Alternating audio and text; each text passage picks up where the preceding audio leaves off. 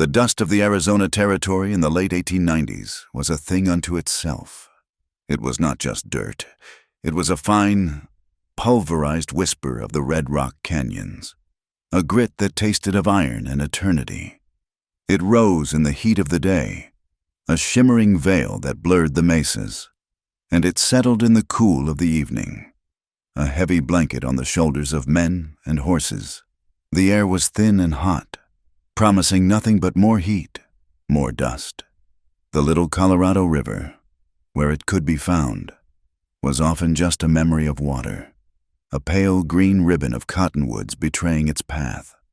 Ashki Nez moved through this land not as a conqueror, but as a son to the army.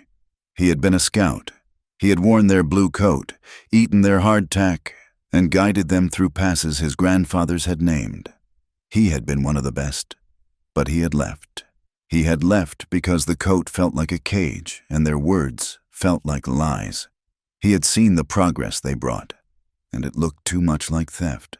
He had quietly given back his uniform, keeping only his rifle and his dignity, which, in this part of the country, were often the same thing. He was dying, a warrior, yes, but more, a man who listened. He listened to the wind as it scoured the arroyos, and he listened to the silence of his own people, a silence that had grown heavy with fear. His purpose now was not to guide soldiers. His purpose was to find the truth, a truth buried deep in the silver mines that scarred the hills, a truth about men, his own cousins among them, who went to work on contracts and never came home. He rode a lean gray Mustang, a horse that knew this land as he did. His hand, steady on the reins, was broad and scarred. Tucked inside his shirt, against his skin, was a smooth, flat strip of turquoise. It was his mother's. She had given it to him before she passed, her voice soft like the evening breeze. Walk in beauty, she had told him, her words not a command, but a map. Live in balance. In a world tilted by greed and steel, balance was the hardest thing to keep. The turquoise was cool against his hot skin. It was his compass. Miles away, on a patch of land that bled into the same red earth, Mara Doyle stood on the porch of her small ranch house. She was a widow. The land did not care about her grief, and the sun was just as brutal on her Irish-American skin as it was on the hard-baked earth. She watched her son, Finn, a boy of 6, chase a horned lizard near the dry well. He was all she had left. That and the horses. Her small ranch was a collection of splintered fences and hopeful ambitions. Her late husband, Sean, had believed in this place. He had believed in the future, in the railroad, in the goodness of men. Mara believed in the present, which was a handful of bony horses and a stack of debts she could not decipher. Her gaze drifted to the barn, hanging just inside the door, draped over a rail, was Sean's saddle. The leather was dark with old sweat and cracked like a dry riverbed. One of the stirrup leathers was torn, the stitching rotten. To anyone else, it was useless. To Mara, it was a vow. It was the physical proof of her stubbornness. She would stay. She would mend the leather. She would hold this land. She would not let Sean's good name be dragged through the same dust that now held him. Her trouble had a name, Baron Silas Vetch. He was a man who owned the mine and the railroad tracks that fed it. He was a man of polite words and dark rumors, a man who seemed to be half shadow and half light, depending on who you were. To the newspaper in town, he was a pillar of progress. To the men who worked for him, he was a ghost who held their futures in a ledger book. Vetch did not get his hands dirty. He had men for that, men like Marshall Cray. Cray wore a badge, but everyone knew the badge was just a piece of tin bought and paid for by Vetch's silver. The law in this territory was a flimsy thing, as loose as the boardwalk planks in front of the saloon. The county court was a joke. Judge Miller had a new carriage, a gift from the mine. The local paper, the Territory Clarion, spoke of civilizing the wild. It printed long, glowing articles about the new technologies Vetch was bringing, the jobs he was creating.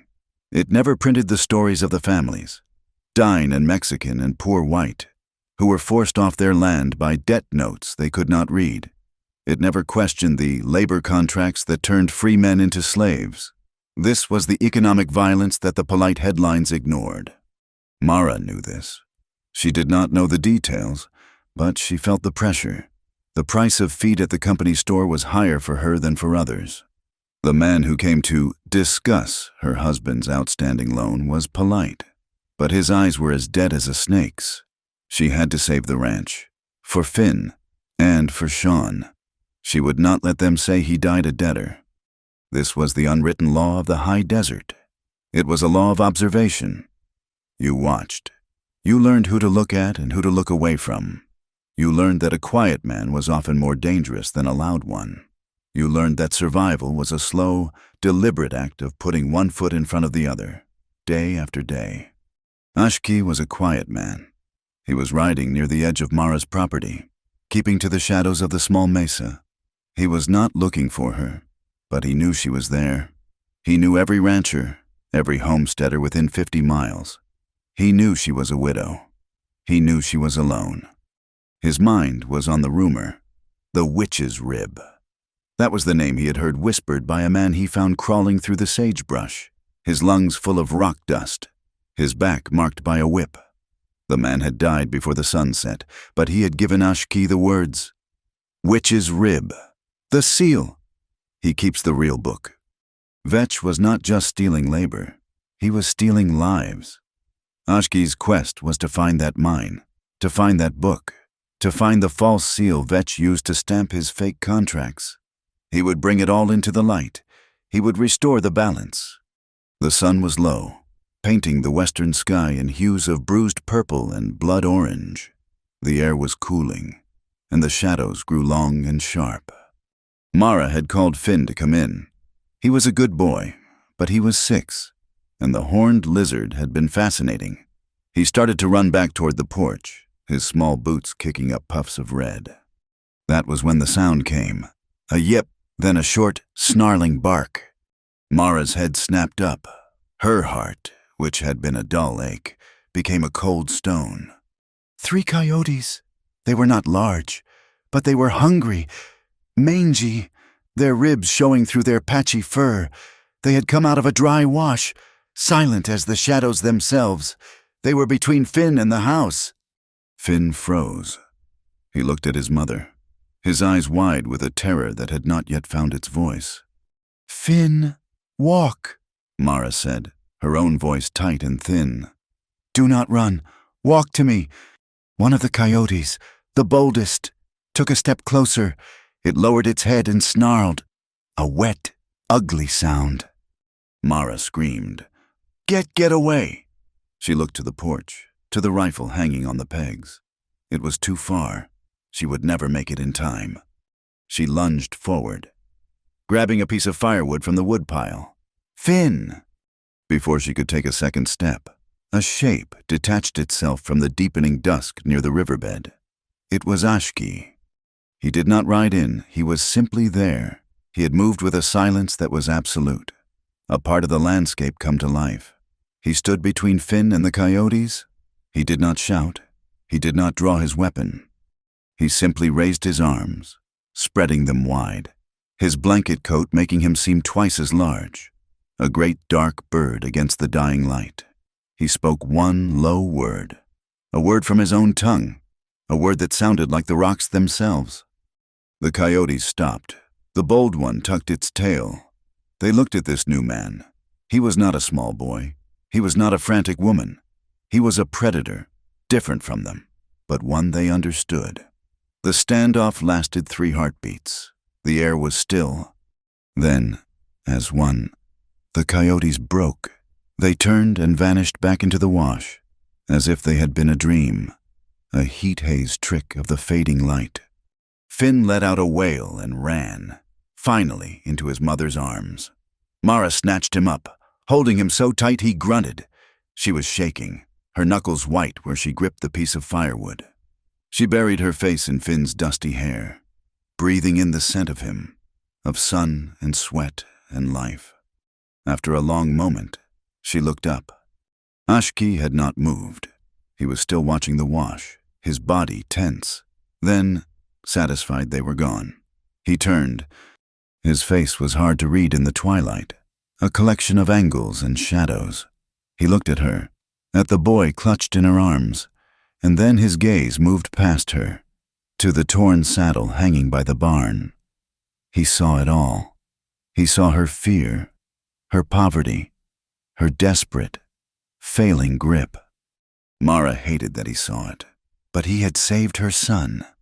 Gratitude was a hot, sharp thing in her throat. She put Finn down, though she kept a hand on his shoulder.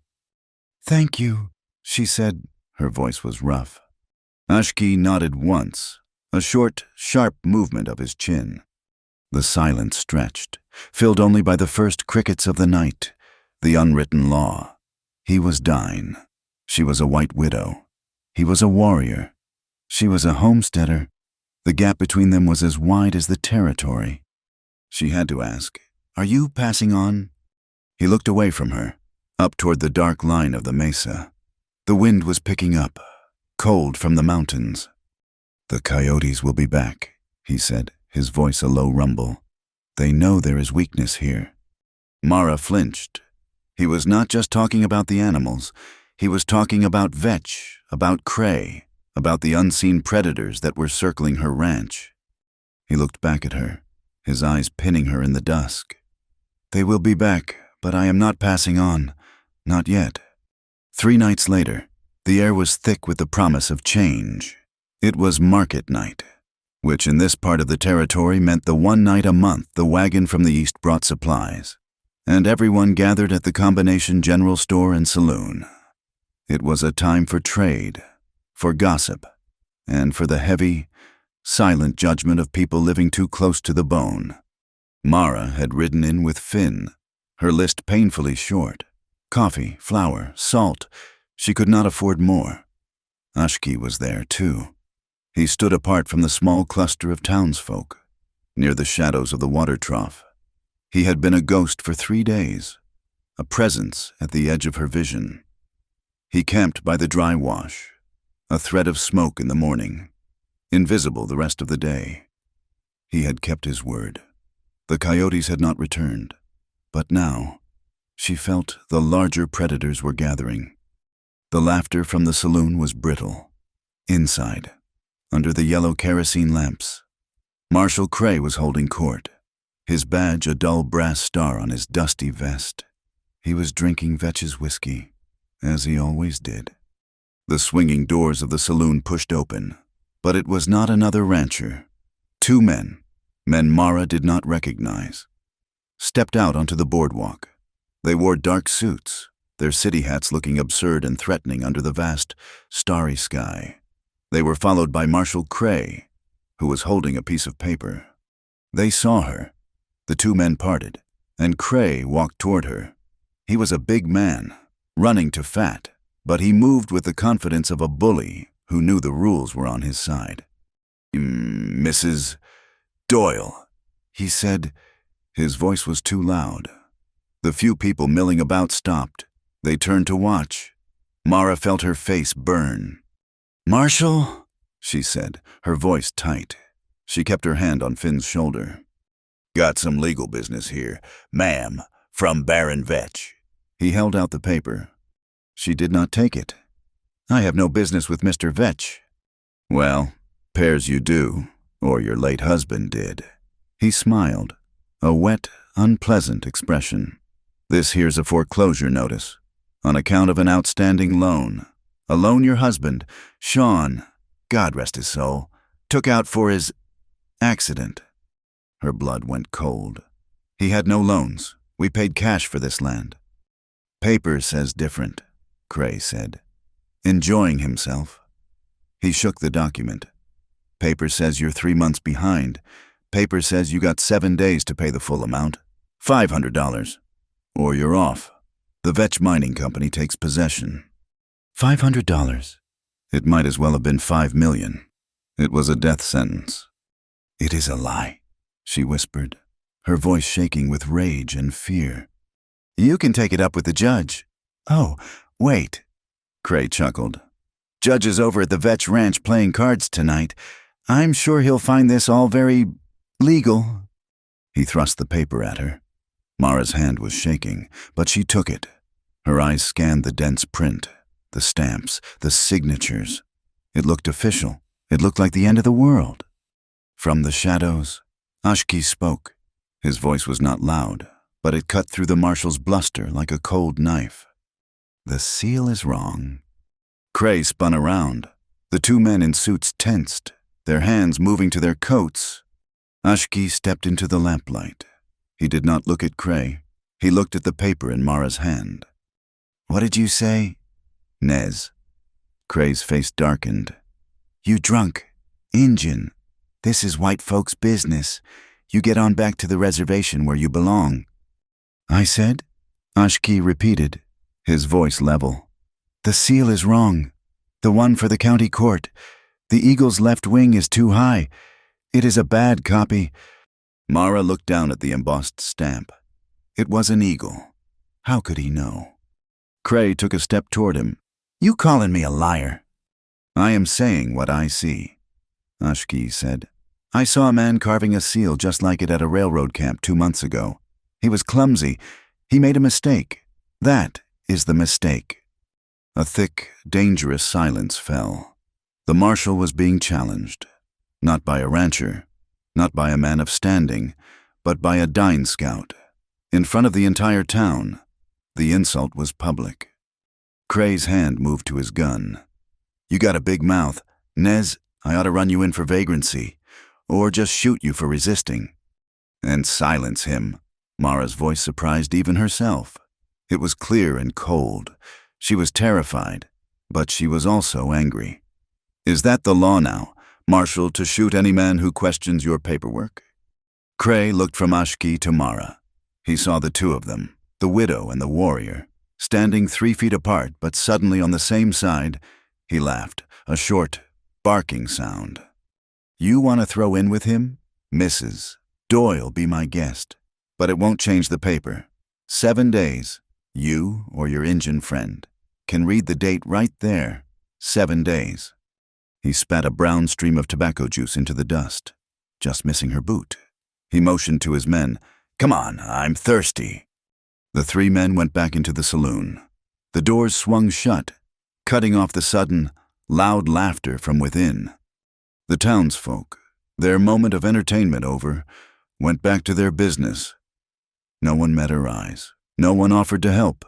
The paper in her hand was a disease, and no one wanted to catch it. Mara was trembling. She wanted to tear the paper. She wanted to scream. Instead, she just stood there, humiliated. Ashki was still watching her. "I do not need your charity," she snapped, her shame turning on him. "I do not need your help. You heard him. This is white folks' business." She grabbed Finn's hand and pulled him toward their wagon, leaving Ashki standing alone in the light of the kerosene lamp. The ride back to the ranch was silent. The wind was rising. It was a hot, dry wind, and it stung her eyes. It was not just sand. She was crying, hot tears of rage. By the time they got home, the sky to the west was a sick, yellowish brown. A dust storm was brewing, a bad one. The air was electric. It felt like the world was holding its breath, waiting for the first great gust to scour the land clean. She put Finn to bed. He was quiet, his eyes big. He had understood more than she liked. She sat at her small kitchen table, the foreclosure notice spread out in front of her. 7 days. She smoothed the paper. The seal. The eagle's wing. It did look wrong. Clumsy. Finn came out of his room. He was in his nightshirt, holding his small wooden horse. "Mama." "Go to bed. Finn, it is late." "Mama," he said, walking over to her. He put his hand on her arm. "That man, the quiet man, he saved me from the dogs. You should listen to him." Her resolve, so hard and brittle, cracked. He was just a boy, but his logic was simple. He saved me. Listen to him. "It is not that simple. Finn." "Yes, it is," he said with the absolute certainty of a 6-year-old. He is not like Marshall Cray. His eyes are not mean. He went back to bed. Mara put her head in her hands. The wind howled, a low, mournful sound around the corners of the small house. A knock came at the door. It was so soft she thought it was the wind. She opened it. Ashki was standing there. The wind whipped his black hair across his face. He held something in his hand. "May I come in?" he asked. She hesitated, then stepped aside. He moved past her, into the small room. He did not look at her. He looked at the paper on the table. "He is right," he said. "The date. You have 7 days." "I have no money," she said, her voice flat. "It does not matter if the seal is fake. The judge works for Vetch. The law works for Vetch." "The law is a piece of paper," Ashki said. "But the truth is in the rock. It is in the earth." He uncurled his fist. He was holding a small, carved piece of wood. It was a symbol, a zigzag line. "At the market," he said, "I saw a crate from the Vetch mine. It had this mark." "What is it?" "It is a sign from my clan, from my cousin, Ki Yazi. He took a labor contract 3 months ago. He never came back. They said he ran off. But this is his mark. He is at that mine. He is alive." He looked at her, his eyes intense. "Vetch is not just stealing land. He is stealing men." He pointed to the paper. "This is a lie, but it is a lie that points to a truth. I am going to that mine, the one they call the Witch's Rib. It is where they keep the real books. It is where my cousin is." He paused. "I can find the proof.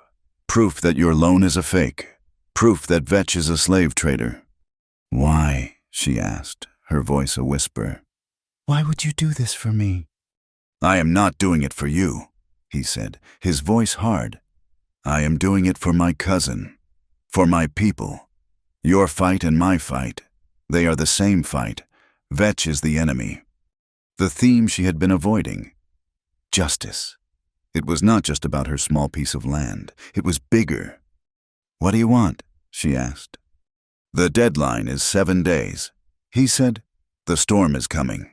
It will cover my tracks. I will go, but I need your word, that you will let me stay, that you will watch my camp."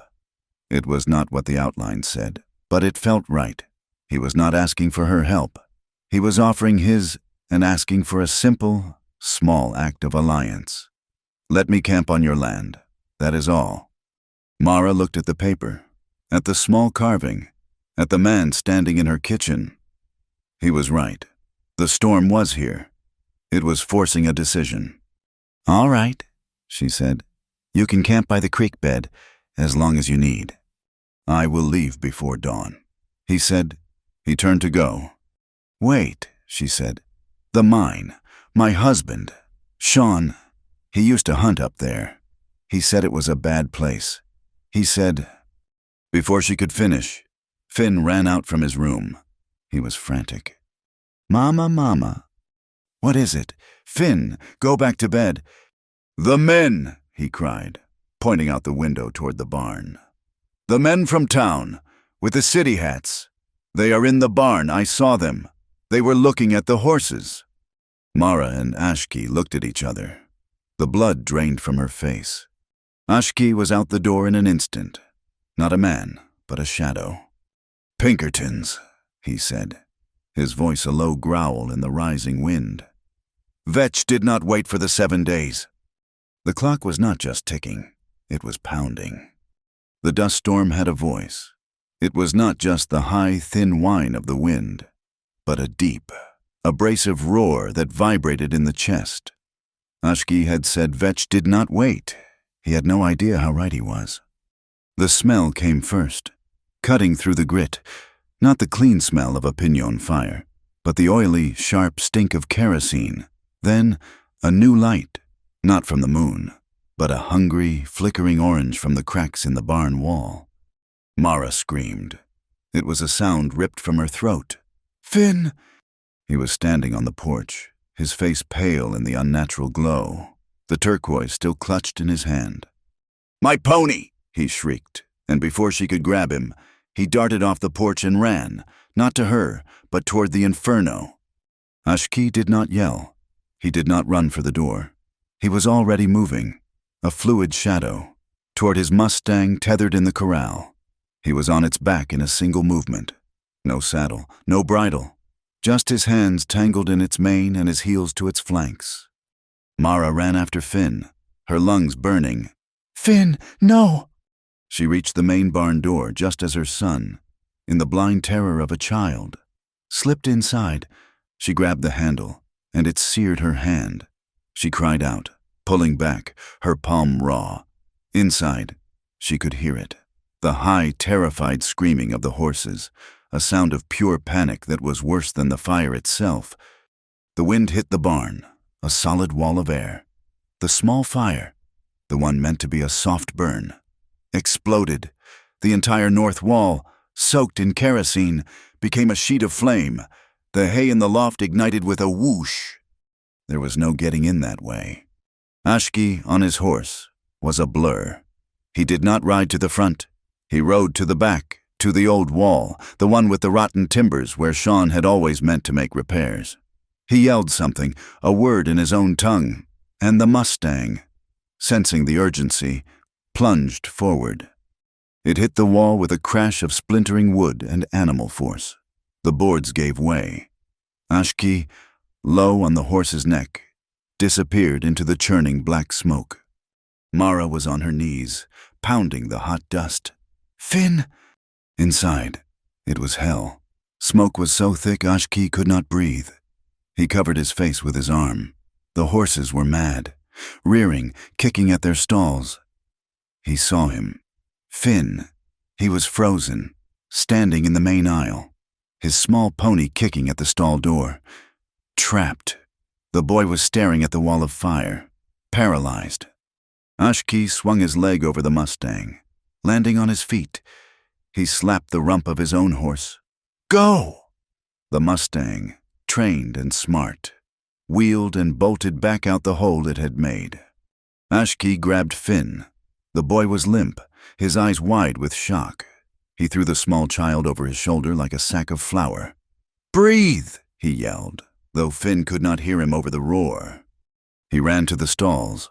The metal latches were too hot to touch. He used his knife, the handle, to slam them open. "Hiya-hiya!" The horses, Mara's precious stock, bolted. They saw the new hole, the square of less black night, and they ran for it. The mare, the two geldings. Finn's pony was the last. The stall was stuck. Ashki put Finn down for a second. "Stand here. Do not move." He put his shoulder to the stall door. It did not budge. The hay above them was dripping fire. He kicked the hinges, a desperate, powerful blow. The wood splintered. The pony burst out, and Finn, galvanized, ran after it. Ashki grabbed him. Not yet. A beam, thick as a man's waist, crashed down where Finn had been standing, sending a volcano of sparks into the air.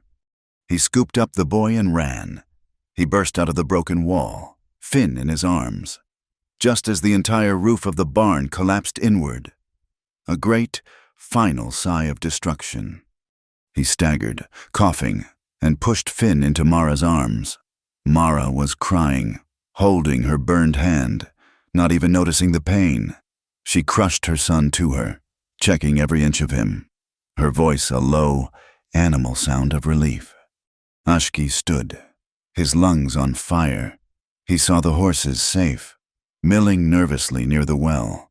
He saw the pony, nuzzling Finn's hair. And then he saw the man. One of the men from town, the Pinkertons. He was on the ground, 10 yards from the barn. He was not watching the fire. He was trying to crawl. A piece of the burning roof, flung wide by the collapse, had fallen on him. His leg was pinned, and the flames were licking at his trousers. He was screaming. Ashki walked over. He was in a cold, clear rage. He kicked the burning timber off the man's leg. The man's trousers were smoldering. Ashki grabbed him by the collar and dragged him, scraping, through the dirt, away from the heat, Mara came over, Finn still attached to her hip. She looked down at the man. His face was white with agony. His leg was twisted at an angle that was not human. "You," she whispered, her voice dead. "You did this." The man, a city man, not used to this kind of pain, was blubbering. Orders, just orders. It was just supposed to be a scare, a soft burn. They said, just to scare you, get you to sell cheap. He writhed. The wind. God, the wind. It took it. It took it. Ashki knelt beside him. His voice was quiet, but it was the most dangerous sound the man had ever heard. Who gave the order? "Vetch," the man gasped. "Baron Vetch. He wanted the land, the foreclosure, the 7 days. That was just paper. He wanted you broken. He wanted you to sell for nothing." He coughed, smoke and pain. "My leg. Oh God, my leg. I think it's broken." Mara stepped back. It was not the fire, or the loss of the barn. It was the words, "A soft burn. Sell for nothing." She looked at the smoking ruin of her husband's hopes. And the anger, the hot, righteous anger, was replaced by a wave of cold, black shame. "He paid for Sean's funeral," she said, her voice a hollow echo. The man on the ground looked at her, confused. "What?" "Silas Vetch," Mara continued, as if in a trance. She was sinking to her knees in the dust. "He came to the house. He wore a black suit. He told me Sean was a credit to the territory. He paid for the casket. He paid for the burial plot." She was weeping now, dry, racking sobs that tore at her. "I took it. I thought he was kind. A good man, helping a widow." She looked up, her eyes finding Ashki's in the red glow of the embers. "It was a trap. It was the first debt. He was not being kind. He was buying me. He was putting the first chain on me." The humiliation of it was a poison. She had been a fool, a naive, grieving fool. Ashki watched her. He had seen this before. He had seen his own people sign papers they could not read, trade land for trinkets, thank the men who were destroying them. He walked away from her, to Finn. The boy was watching his mother, his face streaked with soot and tears. He was still clutching the turquoise. Ashki knelt in front of him. He gently uncurled the boy's fingers.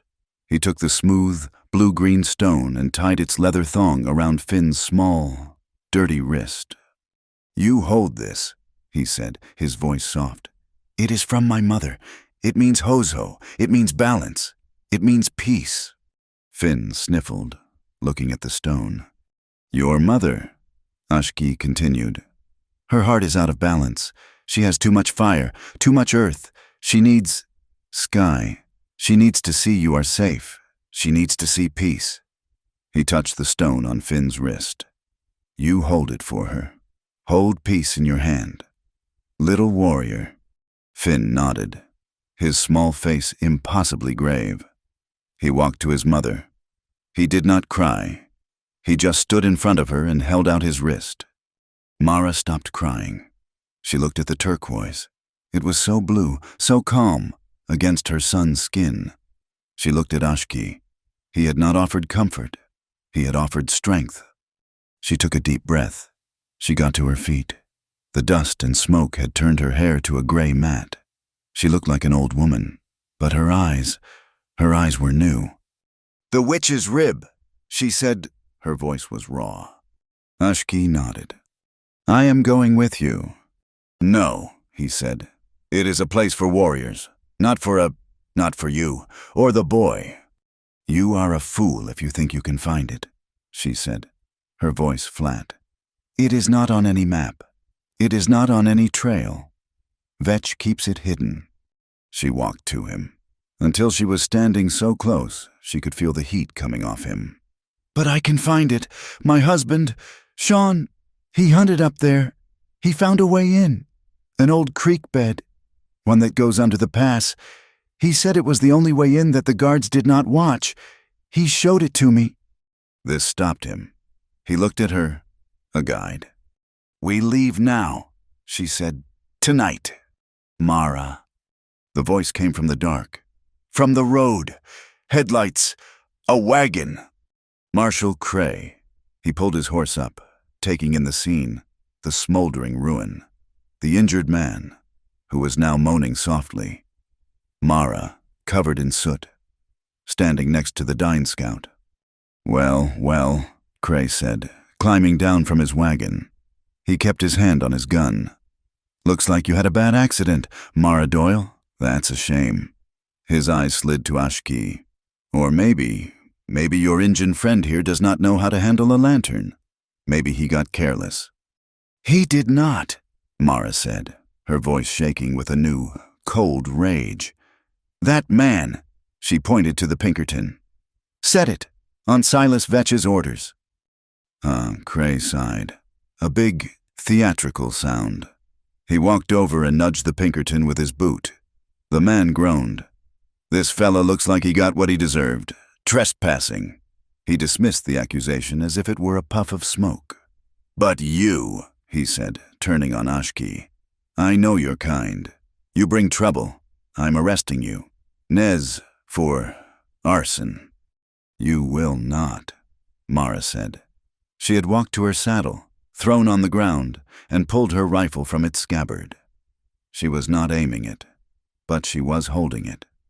Cray laughed. "Put that down, widow. You are overwrought. You just lost your barn." "I am done being overwrought," she said. "You are Vetch's dog, Marshal, and you are not welcome on my land."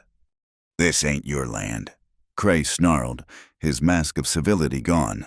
"Not for 6 more days. Now move aside. I am taking him in." "Marshal Cray." The voice was sharp, clear, and carried absolute authority. A small cart, pulled by a mule, rattled up the road. Sister Althea, she was a small, bird-like woman in a plain gray dress, her face a web of wrinkles and fierce intelligence. She ran the mission clinic. "I saw the glow," she said, her eyes taking in everything in a single, sweeping glance. The fire, the rifle, the injured man, the marshal's belligerent stance. "What is the meaning of this? This woman has suffered a tragedy, and you are here with your gun drawn." Cray visibly recoiled. He hated dealing with the sister. She was the one person in the territory Vetch had warned him to leave alone. She had connections back east. She was untouchable. "Just official business, sister," he grumbled. Sister Althea ignored him. She went straight to the injured Pinkerton, her medical bag in hand. "Compound fracture," she announced, her voice crisp. "He will lose the leg if he is not seen by a doctor. I am taking him to my clinic." She then looked at Mara, her gaze softening. "Mara, child, and Finn, are you harmed?" "We are safe, sister," Mara said, her voice cracking with the first hint of relief. "But we need your help." Sister Althea looked from Mara to Ashki. She saw the rifle and the set of Mara's jaw. She saw the quiet, coiled stillness of the dying warrior. "I see," she said. She stood up. "Marshal, I am taking this man, and I will be staying with Mara Doyle for the remainder of the night, to tend to her burn, and," she added, her voice hardening, "to act as a witness, to make sure there are no more accidents." It was a perfect checkmate. Cray could not arrest Ashki with the sister watching. He could not bully a nun. "Fine," he spat. He looked at Ashki. "This ain't over. I'll be back for you. Count on it." He climbed back onto his wagon and rode off, leaving the Pinkerton to the sister's care. An hour later, the Pinkerton was secured in the back of the mule cart, unconscious from a dose of laudanum. Inside Mara's kitchen, the storm howled, but the air was still. Sister Althea was bandaging Mara's hand. Finn was asleep in his bed, the turquoise still on his wrist. "He confessed," Mara said. "The fire, the debt, it was all Vetch." "I am not surprised," Sister Althea said, her hands gentle. "I have been worried For months. Men come to my clinic from that mine, the ones who escape. She looked at Ashki, who was standing by the window, watching the storm. You are Ashki Nez, the scout. He nodded. My cousin, Ki Yazi, he is at that mine. The sister's face grew dark. He may be, but the men I see, they are not whole. They have a lung sickness from the dust, and they have marks. She held up her own thin wrists. Marks here and on their ankles, from chains. She looked at Mara. If you can find a judge who is not in Vetch's pocket, I will testify. I will stand in open court and I will tell them what I have seen. Here it was, an alliance. Mara's mind was moving fast. Sean, my husband, he knew, he must have. She ran to the small desk in the corner, the one that held Sean's papers. She fumbled with a key, opened a locked box. She pulled out a single, folded paper. I never understood. They said he died in a wagon accident. Up on the pass, he was bringing supplies back. She unfolded it. A death certificate. He was angry, she whispered, remembering. He was angry about a debt note, one he said was a fraud. I told him to leave it. I told him it was too dangerous. But he said he was going to see Vetch. Ashki came over, looking at the paper. Sister Althea took it from her shaking hand. Mara, she said, her voice soft. This signature, county clerk, this is not the clerk's handwriting. This is Marshal Cray's. No, Mara said. It's official. It is Cray's, the sister insisted. I have seen his signature on 100 supply orders, and this. She held the paper up to the lantern light. The date, it has been altered. Look, the ink is darker. He died on a Tuesday. Mara, not a Wednesday. I remember, because I was at the ranch. The terrible, unspoken truth filled the small kitchen. It was not an accident. Ashki said it was a statement. He found something, Mara whispered, her blood turning to ice. He found the proof. He confronted Vetch, and he never came home. The storm outside seemed to pause, as if listening. Mara looked up. The grieving widow was gone. In her place was something hard and bright and dangerous. She looked at Ashki. We leave before dawn, she said. Sister Althea nodded, her face grim. I will take Finn to the mission. He will be safe there. No one will question it. And I will get word to the Clarion. The editor owes me a favor. Perhaps his conscience is not entirely for sale. Mara turned to Ashki. She tried to say his name. Ash-ki. It was a clumsy Anglo sound. He said it for her, his voice low. Ashki. He gave the hard K sound the respect it was due. She tried again, listening, matching his tone. Ashki. The sound was clean. It was right. It was the first time she had truly seen the man, not as a savage or a scout, but as a person. He nodded once, a sign of respect returned. Before dawn, he agreed. The false dawn was a rumor of gray light, painted on the eastern horizon. The dust storm had scrubbed the air raw. Sister Althea had taken Finn, the boy's small hand clutching the turquoise, his eyes wide but trusting. Mara, mounted on her best remaining mare, and Ashki, on his gray Mustang, moved out. They did not take the road. Mara led him, as promised, away from the ranch, toward the broken land, toward the secret creek bed. The world was sharp and new. The storm had passed, leaving the scent of wet creosote and ozone. Every rock looked freshly carved. They rode in silence for the first hour, the only sound the click of hooves on stone. This was not an easy path. It was an arroyo, a dry river that twisted and cut through the land. The sand was deep, pulling at the horses' legs. Then they climbed. Up the side of a steep mesa, the trail was barely a suggestion. A path for goats, not horses. Mara, he noted, was a fine horsewoman. She did not panic. She did not fight the mare. She trusted the animal, and the animal trusted her. The sun came up. It was not a gentle rising. It was an assault. The heat was instant, a physical weight. The land was their enemy. It was vast, red, and indifferent. It tested them. It forced them to rely on each other. Ashki, he took the lead on the flats, his eyes never still. He read the earth like a book. He pointed to a set of tracks. Shod horse, 2 days old, riding heavy, heading toward the mine. Mara, in turn, found the water. She knew the land by its life. Over there, she pointed, not at the ground, but at a flicker of green in a crack of rock. Seep. It was barely a cup of water, but it was enough for them and the horses. Trust was not built with words. It was built with this: competence, survival. On the second day, near midday, when the heat was a white fire, Ashki stopped. He held up his hand. "What?" Mara whispered, her throat dry.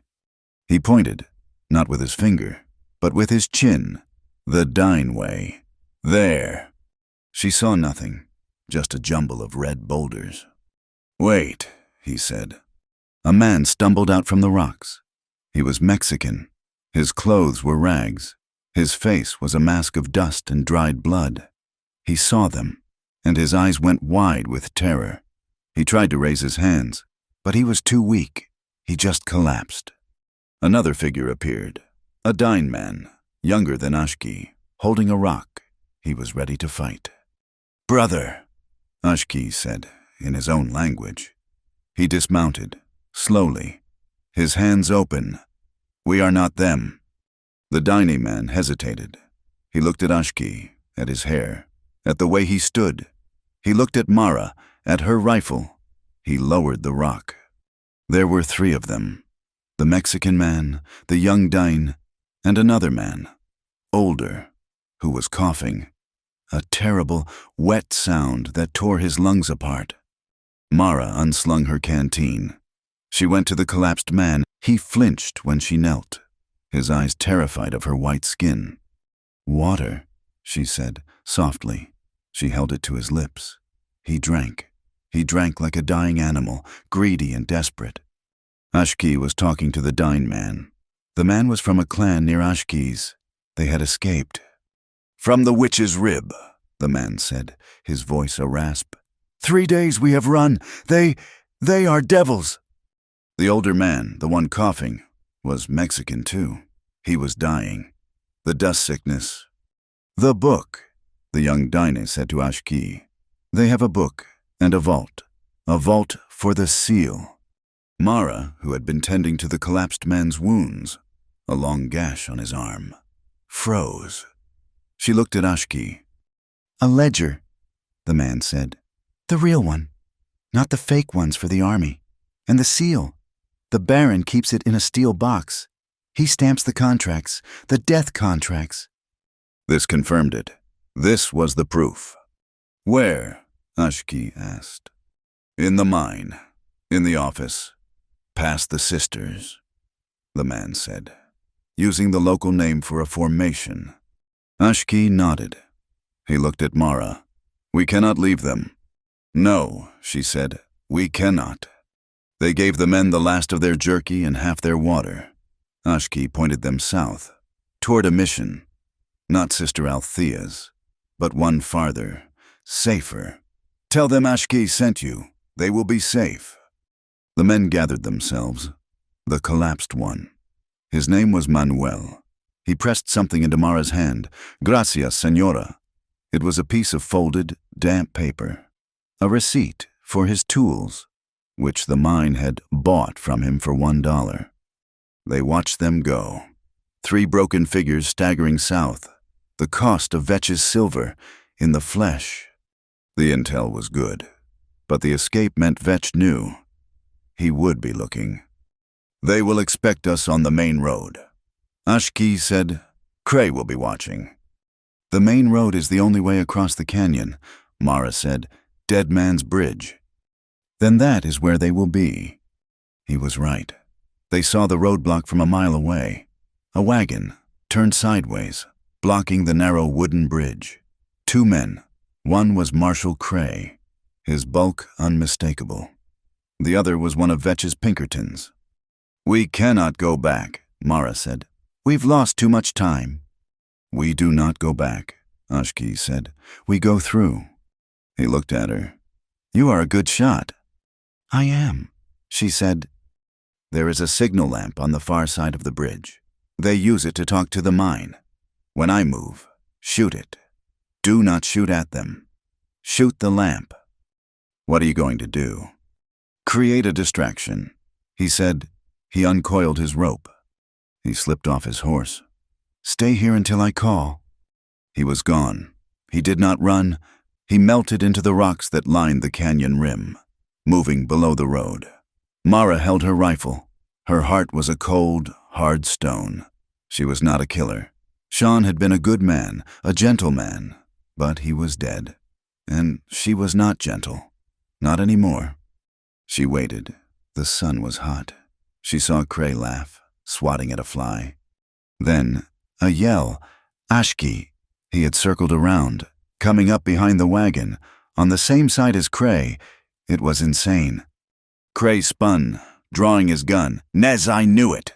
Ashki did not have a gun in his hand. He had his rope. He swung it, a wide, fast loop. It sailed, perfect, and settled over Cray's shoulders, pinning his arms. Ashki dug in his heels. Cray, a man of 250 pounds, was jerked off his feet like a calf. He hit the ground hard. "Now, Mara!" Ashki yelled. The Pinkerton, startled, raised his rifle, trying to find Ashki. Mara did not hesitate. She had her target. She aimed, squeezed. The shot was perfect. It did not hit the man. It hit the lantern, 20 feet beyond him, a shatter of glass and a spray of kerosene. The oil hit the hot metal, and the whole post erupted in a bright, sudden whoosh of flame. The Pinkerton yelled, jumping back. His horse, spooked by the fire and the gunshot, reared. The man grabbed for the reins, his attention completely broken. Ashki did not wait. He ran to Cray, pulled the gun from the marshal's holster, and threw it over the side of the canyon. He pulled his rope free. Mara ride. She spurred the mare. The horse leaped forward, galloping for the bridge. Ashki was on his Mustang in a second. They thundered past the wagon, past the Pinkerton, who was still fighting his horse, past the wall of flame from the signal lamp, and onto the bridge. The boards rattled under them. Cray was on his feet, purple with rage, shaking his fist. "I'll kill you! I'll kill you both!" They were across. They did not slow down. They rode hard for another mile, until they were deep in the high chaparral, and the canyon was behind them. They had done it. They had fought together, and no one had died. Ashki's morality, his control, had guided the violence. The sky, which had been a clear, brutal blue, turned. The wind shifted. By late afternoon, the air was cold. A dark purple mass of clouds rolled in from the mountains. "Rain," Mara said. "A bad one," Ashki agreed. The first drops were as big as coins. Then it was a deluge. The temperature dropped 20 degrees. The world was water, cold and blinding. "We need shelter," Mara yelled over the wind. Ashki had seen it, a shadow in the rock, an overhang. "This way." He led the horses into a shallow cave, barely more than a cleft in the mesa wall. It was not deep, but it was dry. They tied the horses at the mouth, where they stood, miserable and dripping. Ashki and Mara retreated deeper, into the heart of the rock. It was cold.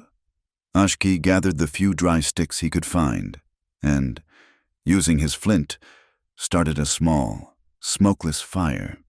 The tiny flame pushed back the dark. It lit the walls, and the walls were covered in hands. Ancient handprints, red ochre, white clay, dozens of them, reaching, pressing, saying, "We were here." Mara traced one with her finger, not quite touching it. Who were they? The old ones, Ashki said, his voice soft. He was staring at the flames. The ancestors, they knew this land, too. They sat in silence, listening to the rain, the shared danger, the fight, and now this enforced ancient quiet. It was more intimate than a touch. I was born in a place like this, Mara said, her voice quiet. Not a cave, a stone cottage, in Ireland. It rained all the time. I used to think I would never be dry. He looked at her, surprised. She had never spoken of herself. My father, he was a good man, like Sean, but he had no head for money. We lost the farm. We came here to America for a fresh start. She smiled, a sad, bitter smile. Seems we just found a new way to be in debt. She looked at him. Why do you do this? You could be safe. You could be away from this. Ashki looked at the fire. He thought of his mother's turquoise, now on Finn's wrist. When I was a scout, he said, his voice a low rumble, the army taught me many things. How to read their maps, how to use their guns, how to think like them. He picked up a stick, poking the small fire.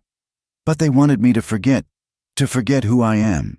They wanted me to see the land as something to be owned, something to be cut up with fences and railroad tracks. He looked up, his eyes meeting hers. They were dark and held a pain she recognized. My mother, he said, before she died, she gave me my name, Ashki. It means boy, but she said to me, you must walk in Hosho. It is our way. It is not one word in your language. It means balance, beauty, harmony. It means being in the right place with the world, with yourself. He gestured to the land outside. Vetch, Cray, they are out of balance. They are sickness. They tear the land. They tear people. I do not do this because I want to. I do this because I am dying. I do this to restore the balance. It is my work. Mara was quiet. Balance. It was a word she had not thought of in years. She remembered the paper, the one the miner, Manuel, had given her. It was in her pocket, damp from the rain. She pulled it out, unfolding it carefully by the firelight. It was a receipt from the Vetch Mining Company store for 1 set drilling tools, price $1. But it was the date. She stared at it. Ashki. He looked. The date, she whispered. Look at the date. It was the same day as Sean's altered death certificate. He did not just go to see Vetch, Mara said, the pieces clicking into place with a terrible, sharp sound. He was at the mine. He must have been talking to the miners, to Manuel. He was not just angry about our debt. He was gathering proof about all of it. Ashki was silent. The receipt was the connection, the link between Sean's murder and the miners' slavery. Mara folded the paper. She felt cold, not from the rain. She looked at the man across the fire. Ashki, he was not a savage. He was not a simple scout. He was a man living by a code she could barely understand, a code of such deep, profound integrity. He was quiet, but he was not simple. He was dangerous, but he was not cruel. She looked at his hands, strong and scarred, resting on his knees. She looked at his face, the hard lines of his jaw, the deep, steady calm in his eyes. He was watching the fire, but she knew he was aware of her, aware of every breath she took. The air in the cave was thick with the smell of wet earth, wood smoke, and him. And her heart, which she had thought was buried with Sean, gave a sharp, painful lurch. It was not gratitude. It was not alliance. It was something else, something hot and terrifying, and utterly forbidden. She was a white widow. He was a Dine warrior. In this world, at this time, there was no name for what she was feeling. There was only danger. She looked away, back at the fire. The ancient, painted hands on the wall seemed to watch her. He knew. He must have seen it in her face. But he said nothing. He simply added another stick to the fire. The rain stopped. The only sound was the drip, drip, drip of water from the rocks. They rode for most of the next day. The land after the rain was a different world. The red dust was tamed, a dark, damp clay. The air was so clean it felt sharp in the lungs, and the scent of sage was a green. Herbal perfume. The silence that had settled between them in the cave held. It was no longer the silence of strangers. It was the heavy, charged quiet of two people who had shared fire and fear, and who had spoken truths that had no place in the daylight. Mara was acutely aware of him. She had seen his anger at the barn, his cool command at the bridge, and his deep, quiet code of honor in the cave. She was no longer riding with a scout. She was riding with a man. It changed the space between their horses. It changed the way she held her shoulders. They needed to get to the high pass, to the creek bed Sean had shown her. To do that, they had to cross a wide, shallow branch of the river. The rain had given it life. What was usually a trickle was now a moving, muscled sheet of water. They reached it as the sun was beginning its final, dramatic collapse. The sky to the west was not a gentle fade. It was a fire. The clouds were streaks of violet and blood orange, and the light they cast turned the landscape into something alien, a world of sharp, black shadows and brilliant, burning reds. The water itself looked like it was full of that red light, a river of wine. "We will camp here," Ashki said, his voice low. "We cross in the morning. The horses are tired, and I do not trust the current in the dark." He dismounted and began unharnessing his Mustang. Mara did the same, her body aching. She went to the river's edge, knelt, and splashed the cold water on her face. The grit, the smoke, the fear. She tried to wash it away. Ashki took the horses upstream, letting them drink. Mara watched him. He moved with an economy of motion she was starting to envy. He wasted nothing, no energy, no words, no time. He tethered the horses. He was standing by the water. He was favoring his left side. "You are hurt," she said. It was not a question. He stopped. He had been trying to hide it. "At the bridge," he said. "When I pulled Cray, I hit the wagon. It is a scrape." "It needs to be cleaned," she said. "The water here. It is clean." He looked at her. It was a moment of assessment. Then he nodded. He walked a few yards further upstream, to a spot where a fall of willows offered some privacy. Mara turned her back. She began to unroll her bedroll, giving him that privacy. She busied herself, checking her rifle, counting her cartridges. A futile, nervous gesture. The silence stretched. The only sounds were the gurgle of the water and the tired sigh of the horses. She waited. After a minute, she heard a sharp intake of breath, a sound of pain, quickly stifled. She turned. He was standing in the river. The water was only to his knees. The setting sun had found the gap in the willows and was hitting him directly. The light was so red, so intense. It was like he was standing in a fire. He had taken off his shirt. The sight of him made her stop breathing. It was not the simple nakedness of his chest. It was the landscape of it. He was lean, his muscles not the puffed-up bulk of a town brawler, but long, hard lines, built by the land itself. His skin was a dark copper in the red light, and it was marked. The scrapes from the bridge were nothing. His body was a map of old violence, a puckered, pale scar on his shoulder, the clear mark of an old bullet, a long, thin, white line that ran from his collarbone down his ribs, the signature of a knife.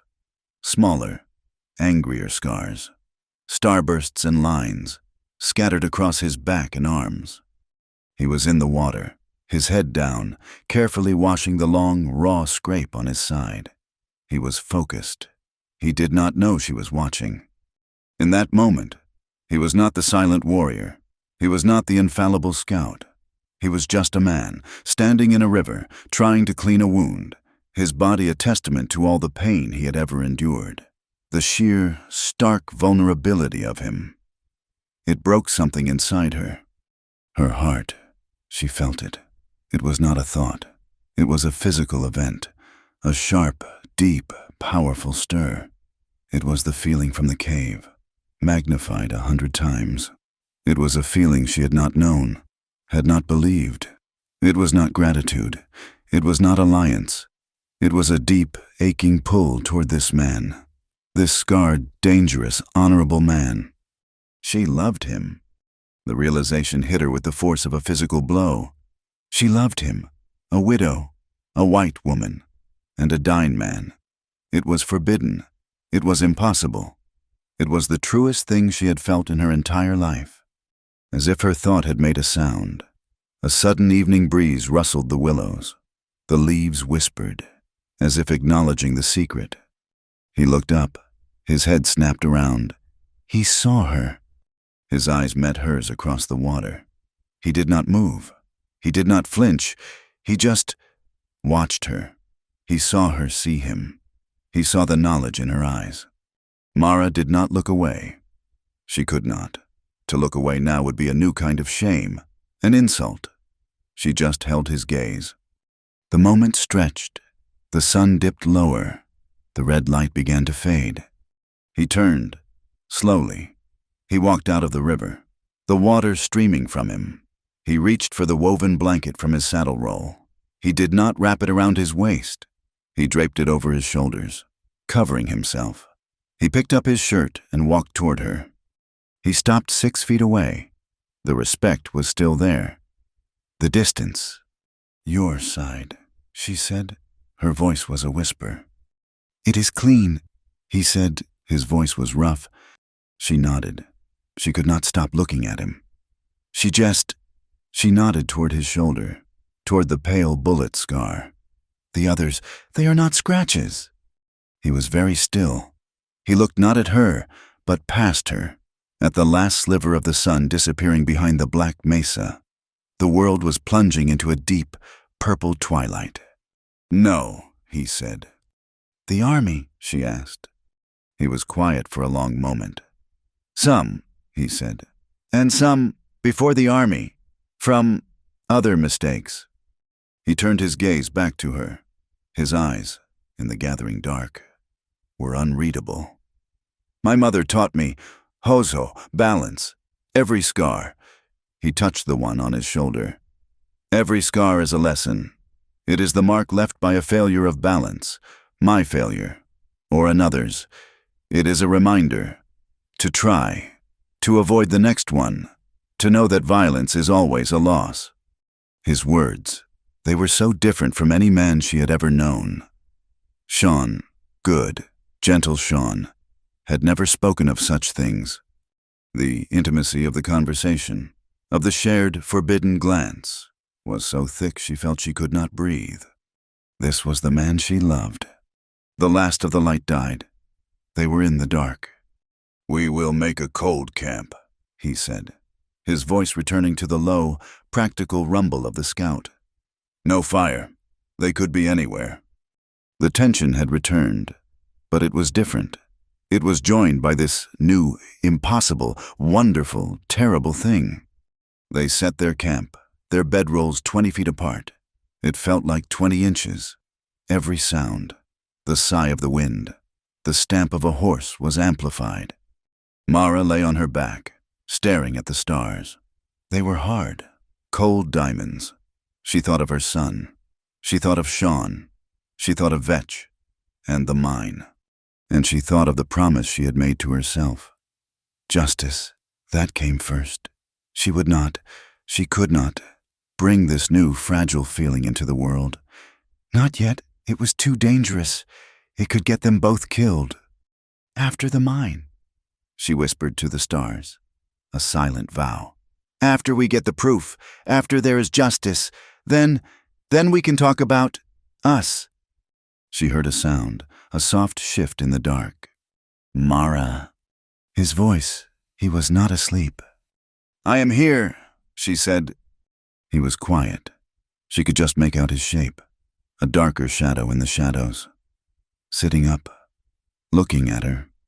"You gave Finn the turquoise," she said, her voice soft. "You gave it to him for peace." "I did," he said. "He is a good boy. He will keep it safe." She paused. I want that for you too. Ashki, peace, for what you are doing, for my family, for your cousin. I want you to have peace." It was all she could give him. It was a clumsy blessing. He was silent for a long, long time. She thought he had not heard her. "Peace," he said, and his voice was raw. "Is a hard thing to find in this land, Mara Doyle, but thank you." He lay back down. Mara closed her eyes. The air was cold, but she felt a warmth in her chest she had not felt in years. She must have dozed. She was woken by a hand, gentle, on her shoulder. She sat up, her heart leaping, her hand reaching for her rifle. "Be still," Ashki whispered. It was not yet dawn. "What is it?" He did not speak. He pointed, not with his chin, with his finger, pointed at the damp earth by the river's edge, visible in the faint starlight. She followed his finger. Tracks. Not their tracks, not deer tracks. The clear, sharp, deep print of a boot with a steel heel. And next to it, a hoof print, a shod horse. "They are close," he whispered. "They passed in the night, or they are waiting." The tension was back. Not the intimacy, the cold, sharp, metallic taste of fear. "Pinkertons," she breathed. He nodded, his face a hard mask in the dark. "They are ahead of us. They are going to the mine." The dawn was not a color. It was a feeling, a cold, gray ache in the bones. The boot prints were a fresh, sharp wound in the damp earth, leading directly to the creek bed Sean had described, Mara's hidden path. "He knows it," she whispered, her voice tight with a new, cold fear. "Vetch or Cray, they found Sean's path." Ashki's face was stone. He looked at the tracks, then at the sky. "They are not expecting us. They are setting a trap.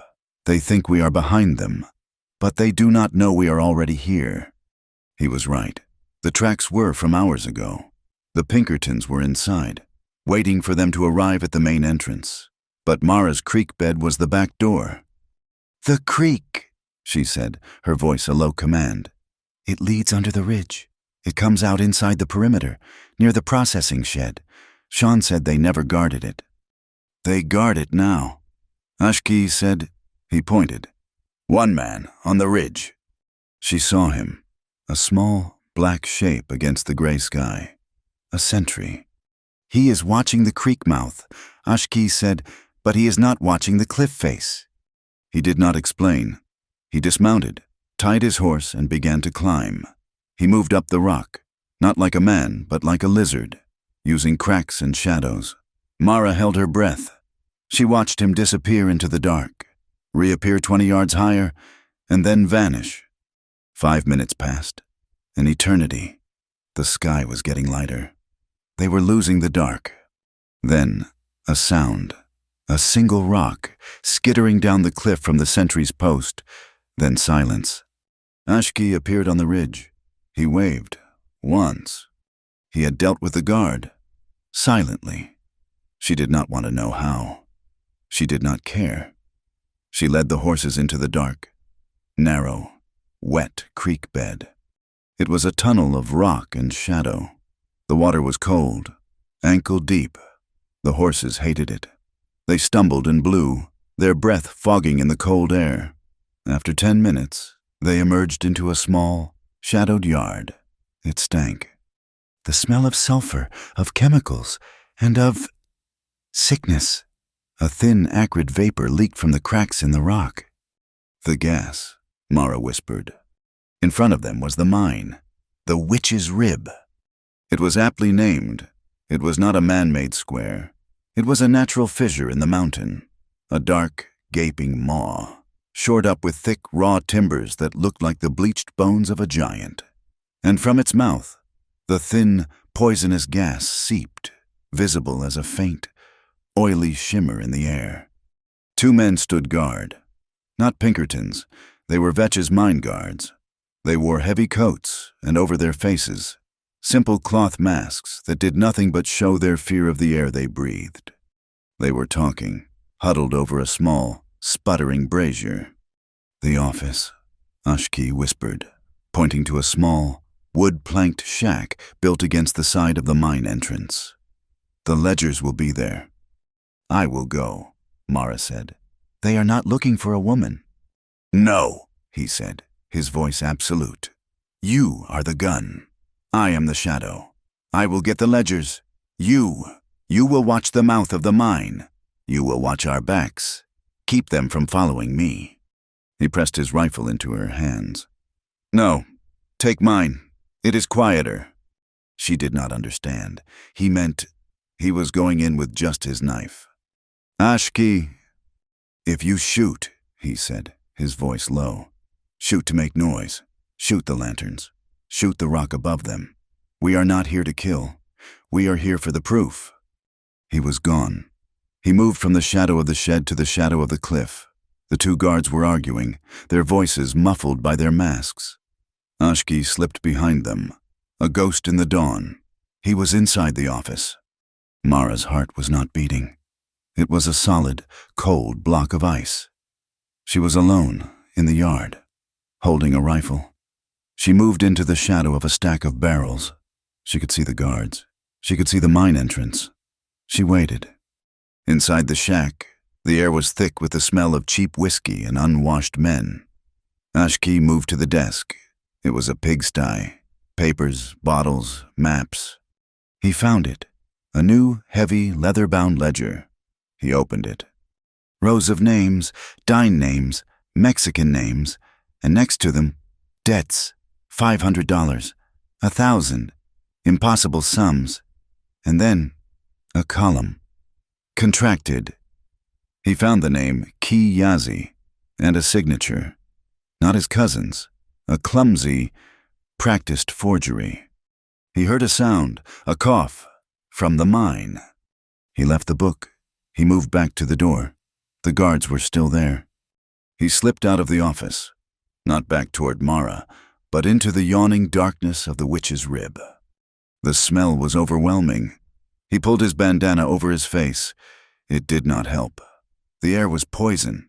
He could hear men deep inside, the rhythmic, metallic chunk, chunk, chunk of pickaxes. But the cough had been closer. He saw a side tunnel, an auxiliary shaft, barely a crawl space. It was barred, not with a gate, but with a heavy plank door. He heard it again, a cough, and then a voice. Indine. "Water, please, water." Ashki put his shoulder to the door. It was barred from the outside. He lifted the heavy wooden beam. He pulled the door open. It was a cell, not a tunnel, a damp black hole. And in the dark, he saw eyes. "Ki," he whispered, his voice cracking. A shape stirred, a man, or what was left of one. He was chained to the wall. His wrists were raw. His lungs... Ashki could hear them rattling. "Ashki," the man whispered. It was a sound of disbelief. You are a ghost." "I am here, cousin." Ashki ran to him. The chains were thick. He put his hands on them. "The key." Ki Yazi gasped. "The guard, he comes at sunrise." "There is no time." Ashki looked at the chain. It was bolted to the rock. He put his hands on the bolt. He pulled. The rock was solid. "No!" Ki coughed. A terrible, hacking sound. "The ledge above you." Ashki looked up. A support beam, a heavy piece of shoring, was just above the bolt. It was holding up the roof of the cell. "If I move it," Ashki said. "We die here anyway." Ki said, "Try." Ashki put his shoulder under the beam. He braced his feet. He was not just pulling. He was lifting the mountain. Now, he yelled. Pull your chain. He heaved, a grunt, a sound of tearing muscle. The beam shifted. A rain of dirt and small rocks fell on them. Key screamed, a raw, torn sound. As he yanked the bolt, it came free. The rock, the wood, the metal. It all came free. Out! Ashki yelled, grabbing his cousin. And that was when the voices came. He is in here, the half-breed scout. The light of 3 lanterns flooded the tunnel, and in the center, flanked by 2 Pinkertons, stood Silas Vetch. Marshal Cray was just behind him, his face a mask of smug hatred. Vetch was a surprise. He was not a big man. He was small, precise, dressed in a clean Eastern suit. He looked like a banker. He held a small, silver pistol. Mr. Nez, Vetch said, his voice as calm and cool as the mine was hot. You have come for my property. He gestured to Key. He is not property. Ashki said. He stood in front of his cousin. He had only his knife. He signed a contract. Vetch said, the paper is the law. My friend, Marshal, you see this trespassing, theft, assault. It is my pleasure, Baron, Cray snarled, raising his shotgun. This is what I told you would happen. You should have let me hang him. The law, Ashki said, his voice low and vibrating, is meant to protect the living, not to cover the dead. He was looking past Vetch, at the wall. He saw the timbering. He saw the cracks. He saw the timer. A small, ticking box, wired to a set of charges deep in the new shaft. They were blasting at sunrise. What dead? Vetch said, taking a step. Sean Doyle, Ashki said. The name hit them. Cray flinched. Vetch. Vetch just smiled. A tragic accident. Vetch said.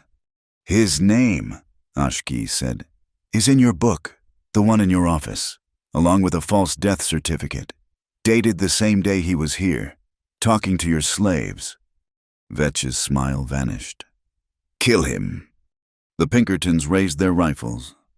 A shot echoed from the mouth of the mine. It was not a rifle. It was Mara's pistol. A high, sharp crack. Then another. Cray spun. What in the hell? It is an attack, one of the guards yelled. Ashki did not wait. He threw his knife. Not at Vetch. At the lantern in the nearest Pinkerton's hand. The lantern shattered. Oil and fire exploded. The man screamed, dropping his rifle. Ashki charged. He hit the second Pinkerton in the gut, driving him back. He grabbed the man's rifle. Key, he yelled. The office, get the book. Key was weak, but he was a warrior. He ran, staggering, past the chaos, toward the light of the office. Vetch raised his silver pistol. He aimed at Key. A second, louder shot boomed from the mine mouth. A rifle. Mara! The bullet did not hit Vetch. It hit the rock wall 6 inches from his head. A spray of stone chips hit his face. He screamed, a high, thin sound, and dropped his pistol, grabbing his eye. The mine was chaos. Get her! Cray roared. He ran, pumping his shotgun, back toward the entrance. Get the book! Vetch shrieked, his composure gone. The Pinkerton Ashki had hit was back up. He and Ashki were fighting, hand to hand, for the rifle. At the mine mouth, Mara saw Cray coming. He was a huge, dark shape, framed against the dark. He raised his shotgun. You are dead, widow. She fired, not at him, at the lantern hanging over his head. The lantern exploded. Burning oil rained down. Cray yelled, jumping back, shielding his face. He was blinded. The charges, a voice shrieked. The timer, it is the hour. Ashki heard it. He felt it. A low, deep vibration in the earth. The ticking. It was faster. He slammed the rifle butt into the Pinkerton's face. The man went down. Mara, he roared. The mine, it is coming down. He ran to the office.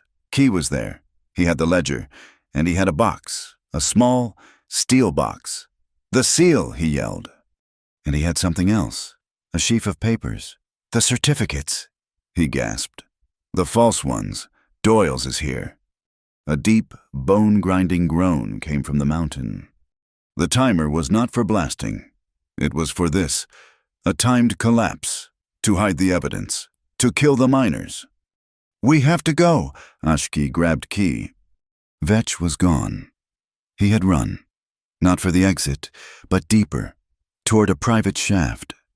Ashki and Key ran for the mouth of the mine. The ground was shaking, timbers were cracking, the sound of giant bones snapping. The roof was coming down. Mara, Ashki yelled. Here, she screamed. She was not at the entrance. She was inside, 10 yards, fighting with Cray. The marshal, his face burned, had grabbed her. Ashki did not think. He raised the rifle. He could not shoot. They were too close. He ran. He hit Cray with the force of a train. All 3 of them went down. The roof, Key screamed. The main beam, the one shaped like a rib, cracked. It was falling. Go, Ashki yelled at Mara. Get Key out, get the books. He shoved the ledger, the seal, the papers, into her arms. Go run. She looked at him, at the falling mountain. No. Go, he pushed her, hard. She stumbled, then ran, pulling Key with her. Key was weak. He was falling. Ashki turned to face Cray. The marshal was on his knees, his shotgun just out of reach. I'll kill you, Cray gasped. Ashki did not have time. He grabbed a pickaxe from the wall. He was not a warrior. He was a miner. He swung it. Not at Cray. At the wall. At the timbers. You want the law, Ashki roared. This is the law of the mountain. He brought the pickaxe down on the main support. It split. Ashki, Mara screamed. The world ended. The sound was not a sound. It was a pressure. The sky, the mountain, the rock. It all fell in. Ashki grabbed a falling timber, a single, heavy beam. He did not lift it. He held it.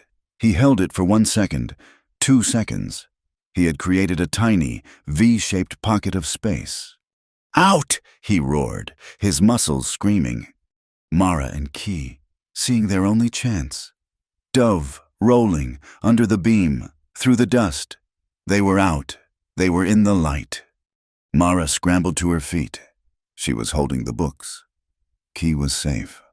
She turned. Ashki was not there.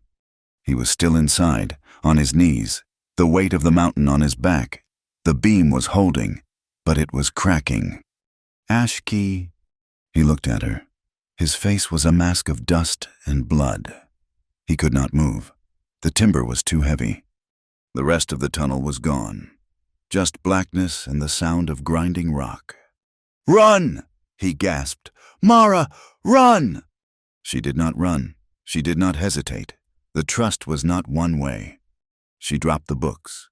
She ran back into the dust, back into the collapsing mouth of hell.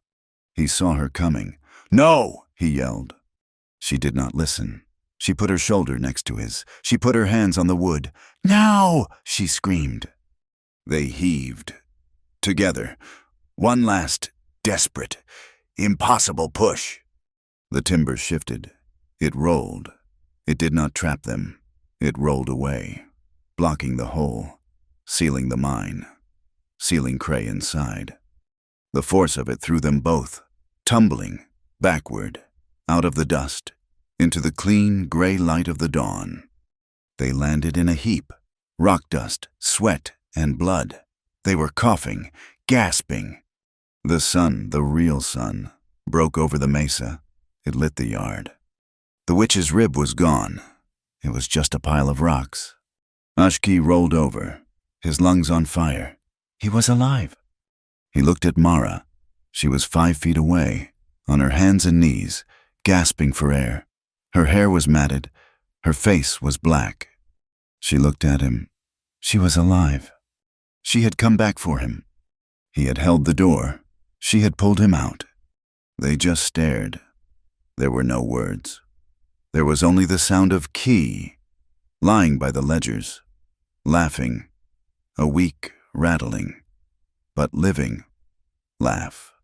The ride back to town was a blur of dust, exhaustion, and the raw, metallic taste of triumph.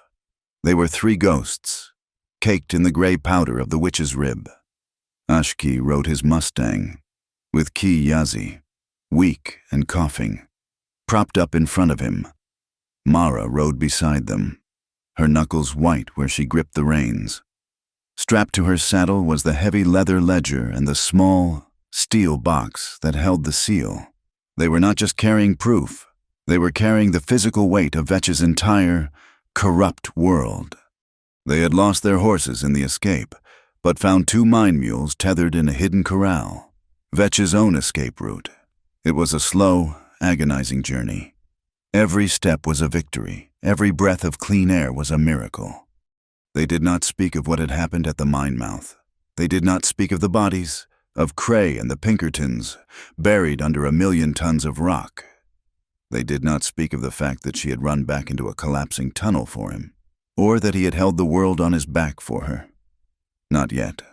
There was no breath for it. There was only the ledger and the deadline. It was the morning of the 7th day. When they reached the town, it was just past 8 o'clock. The sun was already hot. The main street was quiet. But in front of the county courthouse, a small, stubborn cluster of people stood waiting. Sister Althea. She saw them, and her small, bird-like face broke into a look of such profound relief that it almost broke Mara. She ran to them. "You are alive," she breathed, her hand on Mara's knee. "Thank God, you are alive." She was not alone. She had kept her word. Standing behind her were two other women in black, their faces hard with a grief Mara recognized, the widows of other accidents. And huddled with them, his arm in a fresh sling, was Manuel, the Mexican miner they had saved.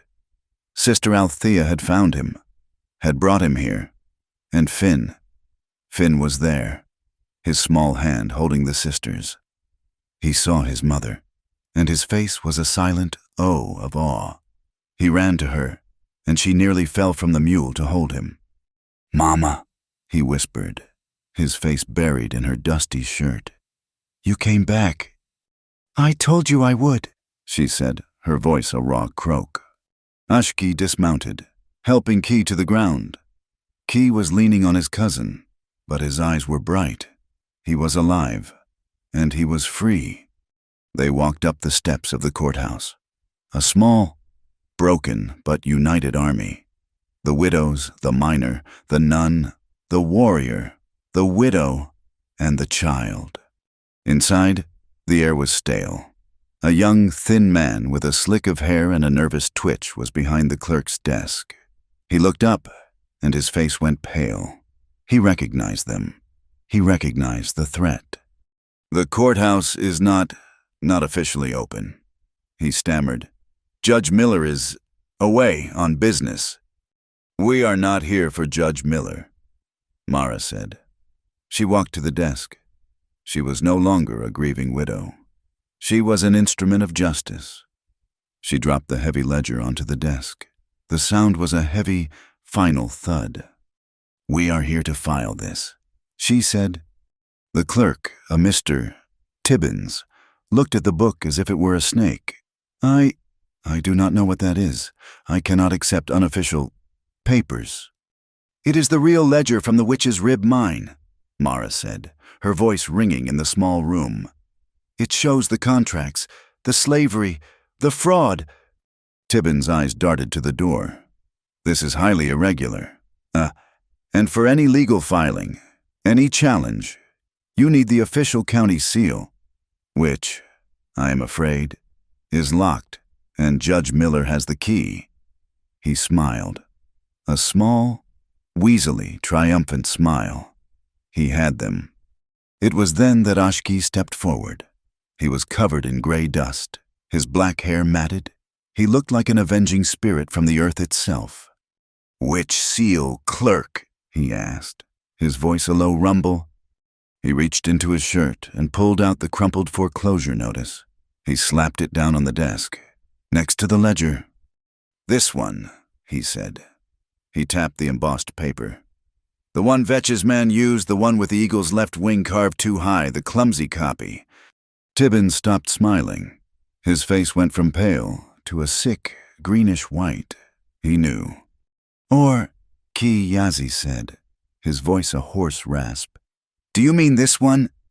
He stepped forward, pushing away from Ashki.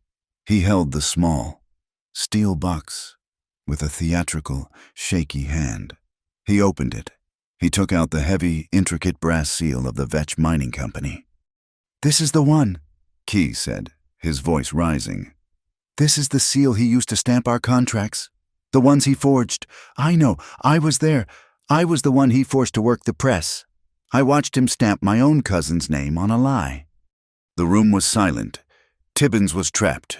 The forgery was proven. Mara opened the ledger. "This book is the proof of slavery, but it is not the only proof." Her hands, raw and dirty, fumbled with the inside cover of the ledger. She had felt it on the ride. A loose flap, a hidden pocket. She pulled out a single, folded piece of paper. It was stained with something dark. It is Sean's handwriting," she whispered. She unfolded it. It was a letter. She began to read. Her voice shook, but she did not stop. "My dearest Mara," she read. "I fear I've gone too far. Vetch is not just a cheat. He is a murderer. He is running slaves. The death certificates are fake. He is killing men and stealing their lives. I have the proof. I have copies of the real certificates. I am hiding them." She looked up, her eyes wild. He was at the mine. He was gathering evidence." She continued, her voice ringing. "Vetch suspects me. If you are reading this, Mara, it means he has found me out. Do not let him win. Do not let him say I died in an accident. My name is clean. Avenge me, avenge these men." The last words were a sob. One of the widows in black cried out, a high, keening wail. Manuel, the miner, was weeping. Tibbins, the clerk, was backing away, his hands up. I knew nothing. I am just a clerk. The main door of the courthouse slammed open. It hit the wall with a crack. Every person spun around. It was not Vetch. It was Marshall Cray. He was not dead. He was not buried. He was standing in the doorway, a monster from a nightmare. His face was a raw, red map of burns. His clothes were shredded, smoking. He must have been at the very mouth of the mine, thrown clear by the blast, just as they had been. He was holding his shotgun. "It's over," he snarled, his voice a ruined gravel. "The mine is gone. The Baron, he is gone. But you did this. You are all under arrest." He cawed, a terrible, laughing cough. "Arrested. For murder. For conspiracy. For destroying Vetch's property." He cocked the shotgun. The shuck-shuck sound was the deadliest in the world. He aimed it right at Mara. The room froze. The widows screamed. Sister Althea put herself in front of the other women.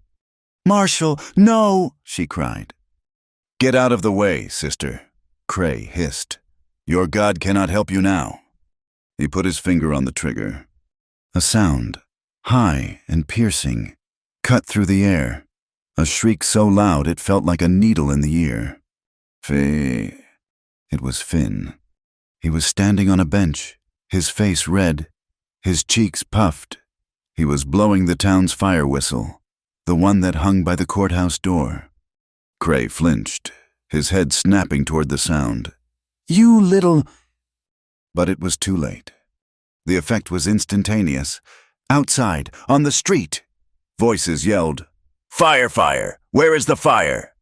The saloon doors flew open. Men ran out, buckling their belts. The general store owner, the blacksmith, The ranchers who had been ignoring Mara for months. They all ran. They ran to the one place the sound was coming from. They piled into the courthouse. They stopped. There was no fire. There was a scene from a bad dream. Marshal Cray, his face burned, holding a shotgun on Sister Althea, two other widows, a wounded Dine man, a wounded Mexican, and Mara Doyle, who was holding her son. And in the middle of it all, a book, a ledger.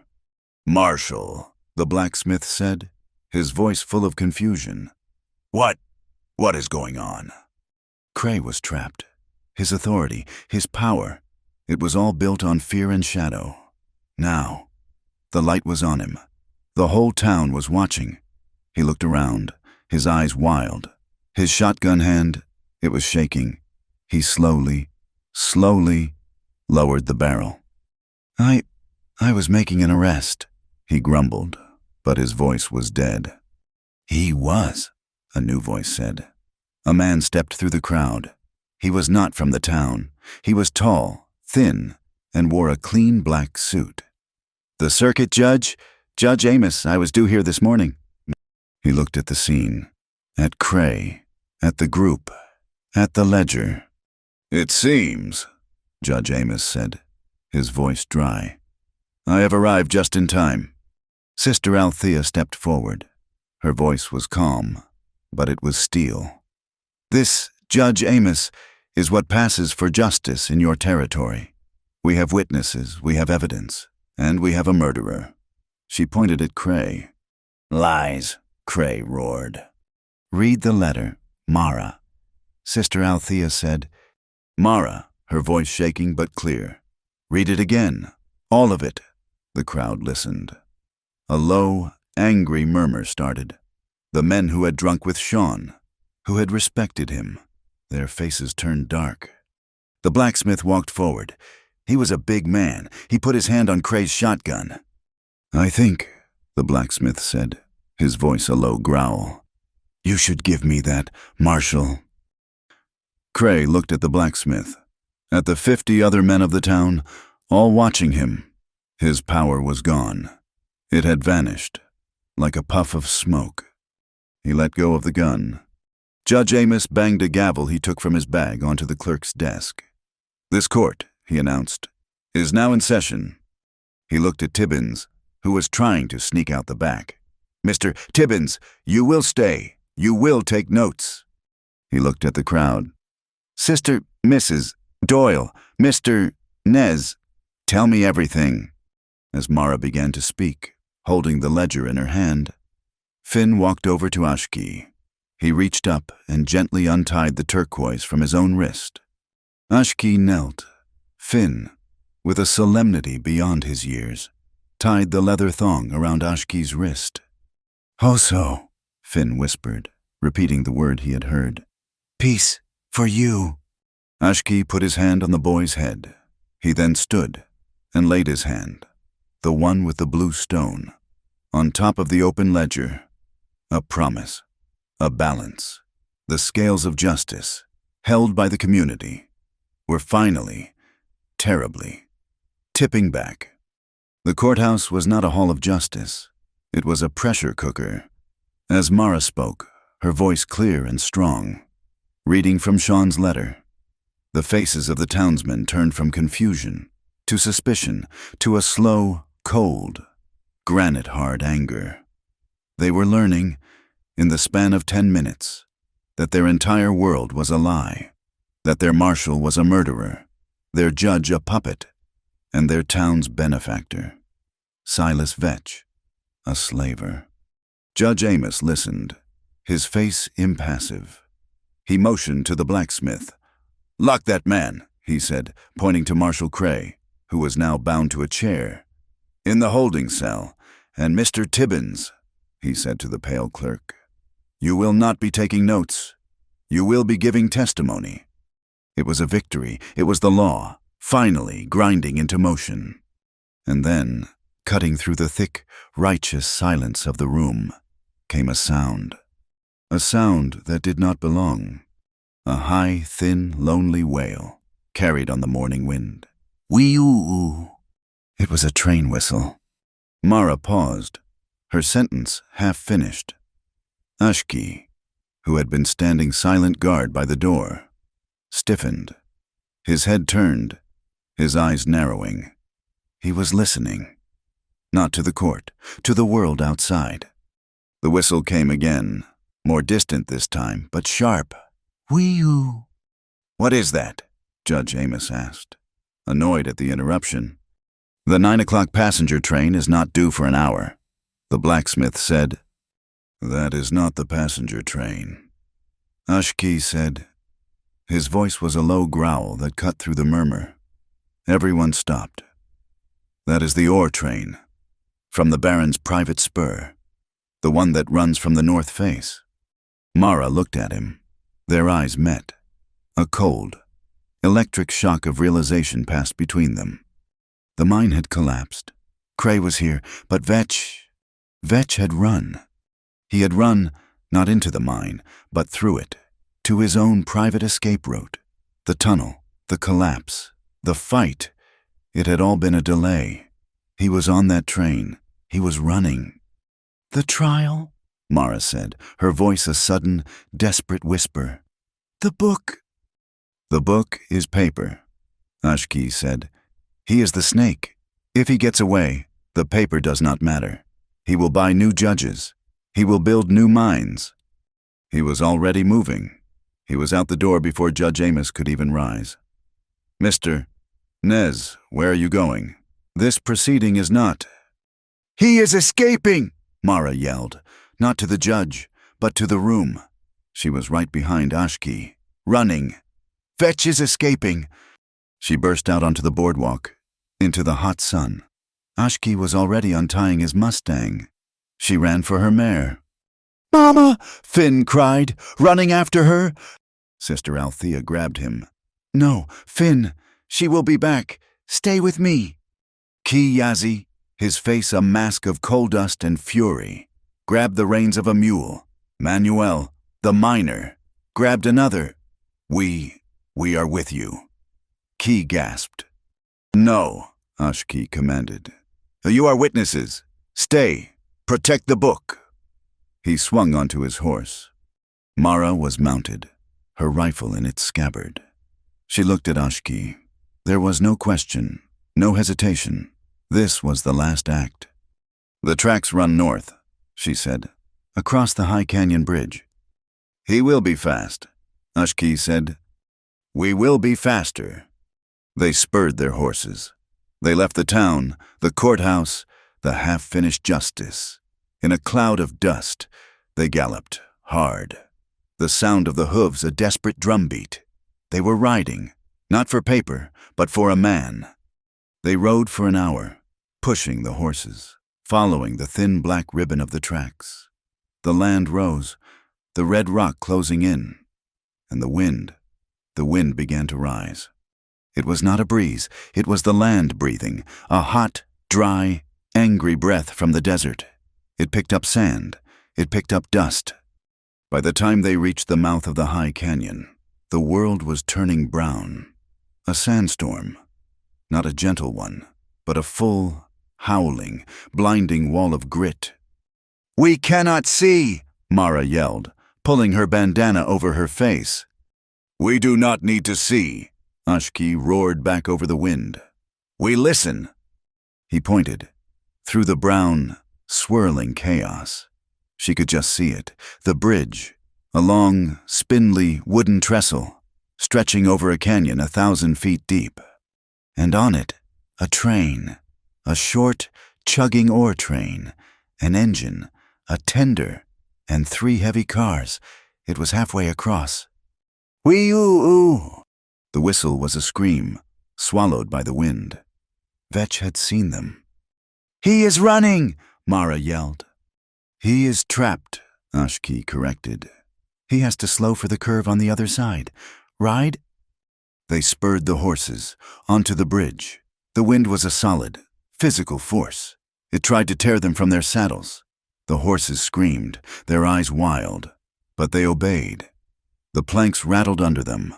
Below, the canyon was just a swirling vortex of dust. The train was 30 yards ahead, gaining. Ashki looked at Mara. The engine slow it. "The engineer!" she yelled. "There is no engineer," he yelled back. "It is Vetch. He is alone." She understood. She pulled her rifle. She was a good shot, but this was impossible. Riding a panicked horse on a shaking bridge, in a hurricane of sand, aiming at a moving target. She did not aim for Vetch. She aimed for the machine. She remembered Sean telling her how they worked. The heart of it, Mara, is the steam. Ashki was pulling ahead. He was getting his rope. "The coupling," he yelled. "Between the tender and the first car." "No, not the coupling. The brake." She saw it. The coiled copper air brake line. She raised her rifle, squeezed. The shot was lost in the wind. She missed. The train was lurching. Vetch was pushing it. Ashki was alongside the last car. He was getting ready. Mara steadied her mare. She wrapped the reins. She fired again. Clang! The shot hit the metal housing, not the coil. Ashki, no weight. But he was already in motion. He stood up in his stirrups, gathering himself. He and the horse were one. He launched himself, a blind leap of faith, from a moving horse to a moving train, in the middle of a sandstorm, 1,000 feet in the air. He hit the side of the ore car. He did not hit and stick. He hit and slammed, his shoulder cracking against the wood. He clung, his fingers raw, his boots scraping for a hold. The wind tore at him. The train was a living, bucking beast. He looked back. Mara was falling behind. She was screaming his name. He began to climb. He got one leg over the edge of the ore car. Grit filled his mouth, his eyes. He was blind. A shape, a man. Not Vetch, one of his Pinkertons.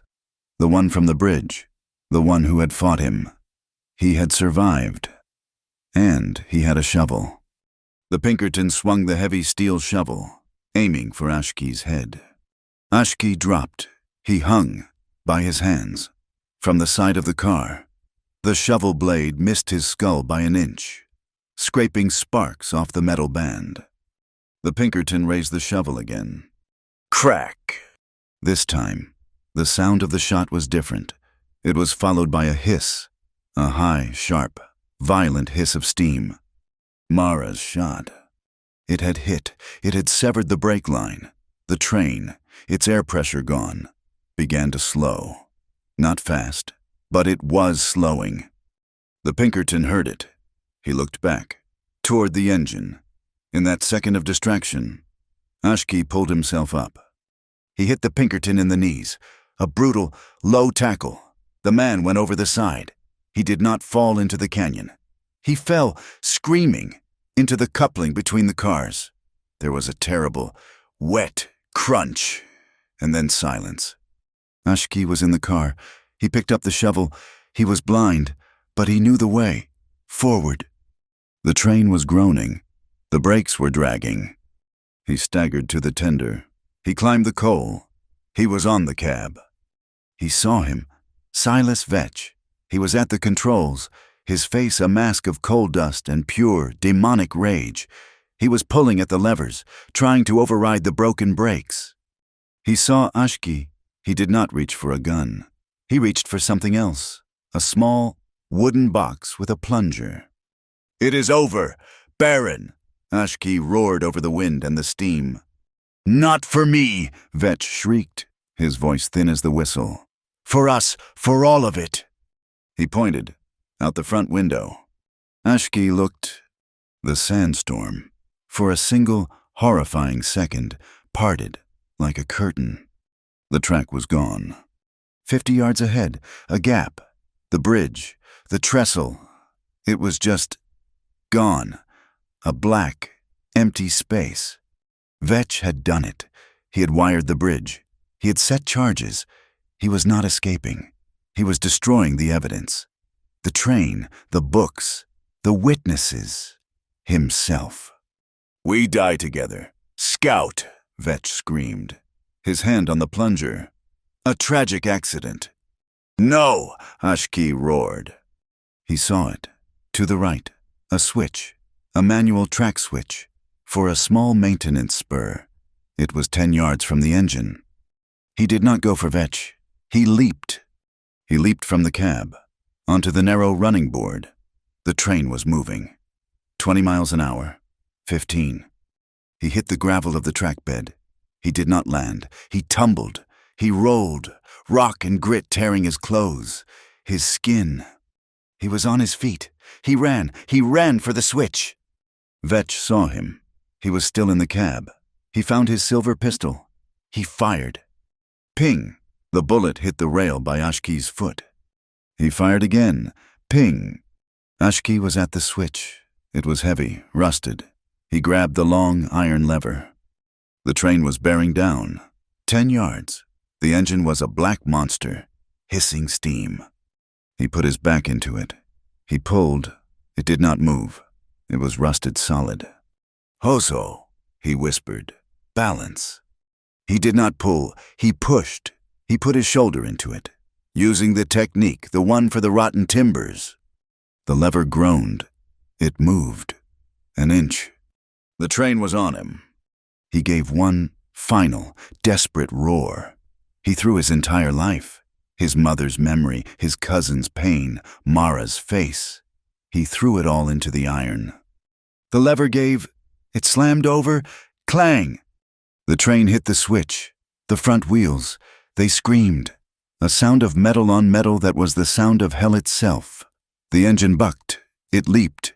It caught the new track. The train lurched. A violent sideways snap. Ashki was thrown clear. But Silas Vetch was not. He had been standing in the doorway of the cab, aiming his pistol.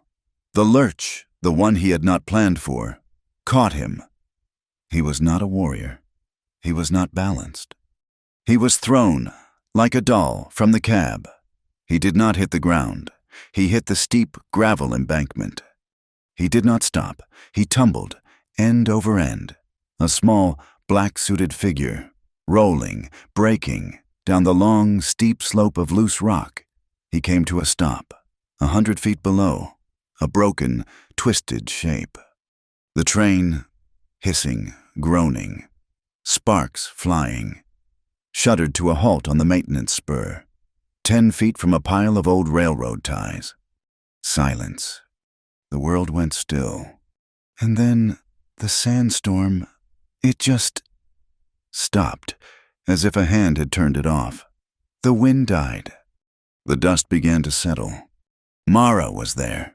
She had gotten off her horse at the far end of the bridge and had run, on foot, after them.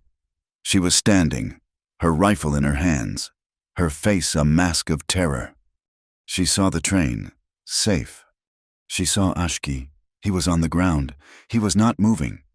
"Ashki!" she screamed. She ran, stumbling, to him. He was on his back, looking at the sky. The sky was suddenly a pale, clean, afternoon blue. He coughed. "Dust." "You are," she said, falling to her knees beside him. "You are alive." He looked at her. He saw her face, the panic, the fear, the love. He pushed himself up. He hurt, everywhere, but nothing was broken. "The wind," he said, his voice a raw whisper. "It is over." She was crying, tears of relief, cutting clean paths through the dust on her face. She was not a warrior. She was a woman. She put her hand on his arm, her grip so tight it hurt. He looked past her, down the embankment. Vetch was moving, a groan. He was alive. Mara saw him. Her face, which had been soft with relief, hardened. She stood up. She picked up her rifle. She walked, not to the edge, but down. She walked down the gravel, her boots slipping, until she was standing over him. He was broken. His leg was shattered. His arm, he was whimpering. He looked up at her. "Please," he gasped. "Mercy, I am a rich man." Mara looked at him, at the man who had murdered her husband, enslaved a nation, burned her home. She raised her rifle. Ashki was at the top of the slope. He did not speak, he just watched. She held the rifle there. Her finger was on the trigger. 1 second, 2. Then she lowered it. She unslung her rope, the rope from her saddle. She was not a killer. She was Sean's wife. She was Finn's mother. She began, with a cold, precise, and legal fury, to tie him up. "You have no rights here, Baron," she said, her voice as dead and cold as the rock. "But I will give them to you. You are under arrest for the murder of Sean Doyle, for slavery, for fraud. You will have your trial." She pulled the knot tight. She was not giving him mercy. She was giving him justice, the justice he had denied everyone else. The dust, the red dust, had settled. It was like ash, the ashes of a great fire. From the far end of the bridge, a sound, shouts. It was Ki Yazi and Manuel and 2 of the other widows. They had come, they had followed. They were on mules, on foot. They had come to see the end. They saw Mara walking up the hill, dragging the Baron by a rope. They saw Ashki standing at the top, waiting for her. And the miners, the men who had been broken, they stopped, and they began to weep. Not in sadness, but in a great, shuddering, final release. They were free. Ashki looked at Mara. She reached the top. She was breathing hard. She was covered in grit. She was the most beautiful thing he had ever seen. He put his hand out. He helped her up the last step. They stood side by side and looked at the blue sky. "After the wind," he said, his voice quiet. "We are still standing." She did not answer. She just stood with him, and, for the first time, she let herself lean, just a little, against his strength. The air in the courtroom, which had been thick with the sulfur of the mine and the iron of dried blood, had finally cleared. The trial, if one could call it that, had been swift. Judge Amos was a man of the East, a man of paper, but he was not a fool. And he was not on Silas Vetch's payroll. He had seen the ledger. He had held the false seal. He had listened, his face growing grimmer, as Sister Althea, Ki Yazi, and Manuel testified. He had listened as Mara Doyle, her voice no longer shaking, read her husband's final letter into the official record. The judgment was not a clap of thunder. It was the simple, clean sound of a gavel on wood. "This court," Judge Amos had declared, his voice ringing in the suddenly silent room, "finds that a state of systemic and criminal fraud has been perpetrated upon the citizens of this county." He had nullified every debt, every contract, every title deed connected to the Vetch Mining Company. He had declared the labor contracts to be instruments of slavery, and he had voided them, one and all.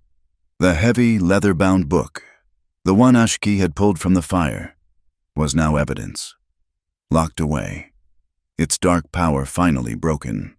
Silas Vetch, his leg in a splint, his arm in a sling, his face a mask of disbelief, had been remanded to the custody of a federal marshal. Summoned by telegraph, the charges were not just fraud. They were murder, kidnapping, and slavery.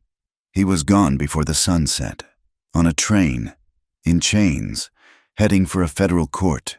His empire of dust and death was over. Marshal Cray, his burns treated by a grim-faced Sister Althea who believed in healing even the wicked, was stripped of his badge. The blacksmith, who was now the acting town deputy, had been the one to pin it on his own chest, a look of grim satisfaction on his face. Cray was in the holding cell, awaiting his own trial for conspiracy in the murder of Sean Doyle. The town had locked its own monster in its own cage, and Sister Althea, true to her word, had not wasted a moment. She had taken the list of names from the ledger. She had started a community fund. The money was not much, a few dollars here, a few there, from the pockets of townsfolk finally free to be generous. But it was a start. It was, as she said, reparation, not charity. It was a fund to help the widows, to buy passage home for the miners, to rebuild what had been torn down. A week later, the air at Mara's ranch was different. It no longer smelled of ash. The wind, which had carried the screams of the sandstorm, was now a soft, warm breeze, and it carried the scent of pinon and healing. The burned-out skeleton of the barn was gone. The blacksmith and 2 other ranchers had come. They had not asked. They had just arrived, with wagons and crowbars. They had cleared the black, charred timbers. "A barn raising," the blacksmith had said gruffly, "is the least we can do. We all knew Sean. We should have stood by him." Mara had simply nodded, her throat too tight to speak. She had made them coffee, and they had worked. The foreclosure notice, the one that had started it all, was gone. Her title was clear. The ranch, the land, her land, was hers. The horses, the ones who had survived the fire, were jittery, but they were recovering. Their coats, which had been dull with fear, were starting to shine again. She was standing on her porch, watching the late afternoon sun turn the mesas to gold. She heard a sound from the corral, not the whinny of a nervous horse, but a sound of pure, childish joy. A laugh. She walked over. Finn was in the center of the corral. He was not alone. Ashki was with him. The gray Mustang. Ashki's horse was standing patiently. Finn was on his back. Ashki was not teaching the boy to ride. He was teaching him to listen. "No, little warrior," Ashki said, his voice low and calm. "Do not kick him. Do not pull the reins. He is not a wagon. He is a partner. Close your eyes." Finn, his small body tense, closed his eyes. "Feel him," Ashki said. He had his hand on the horse's neck. "Feel how he breathes. Feel the muscle in his shoulder. He will tell you where he wants to go. You just have to listen." Finn let his body go, his small form relaxing, melting into the horse's back. Ashki put a hand on the boy's leg. "That is it. You are not two. You are one. Now. Think. Walk." The horse, as if it had been waiting, took one slow, deliberate step. Finn's eyes flew open. He was beaming. I did it. Mama, I told him." Mara smiled. It was the first real, deep smile that had reached her eyes in a year. This was her family. Not a family of blood. Not a family of law, but a family found, forged in fire and dust. Ashki looked up. He saw her watching. He did not smile, but his eyes, the dark, steady eyes that had seen so much, softened. He nodded to her, a small acknowledgement of the moment. The hands, she thought. The hands that had been stained with the dust of the mine, the soot of the barn, the blood of the fight. They were now gentle hands, teaching a child, hands that were, in their own way, sowing seeds. Later that week, a small procession arrived at the ranch. It was Kiyazi. He was stronger. His cough was better. He was on a horse, not a mule, and he was not alone. 10 other Dine, men and women, were with him. They were the families of the men from the witch's rib. Some were widows. Some were welcoming home husbands they had thought were dead. Ki dismounted. He walked to Mara. He did not bow. He stood straight and proud, and he looked her in the eyes. "The people," he said, his voice formal, "wish to thank you. You gave us back our brothers, our sons." He turned to Ashki. "Cousin, you have restored the balance. The elders will sing of this." "I did what I had to," Ashki said. "We are going home," Ki said. "We are going back to the land to hold a ceremony of cleansing, of Hozho, to thank the holy people, and to mourn the lost." He looked back at Mara. "We would be honored if you and the boy would come to sit with us, to share our fire under the stars." It was an invitation that was more than an invitation.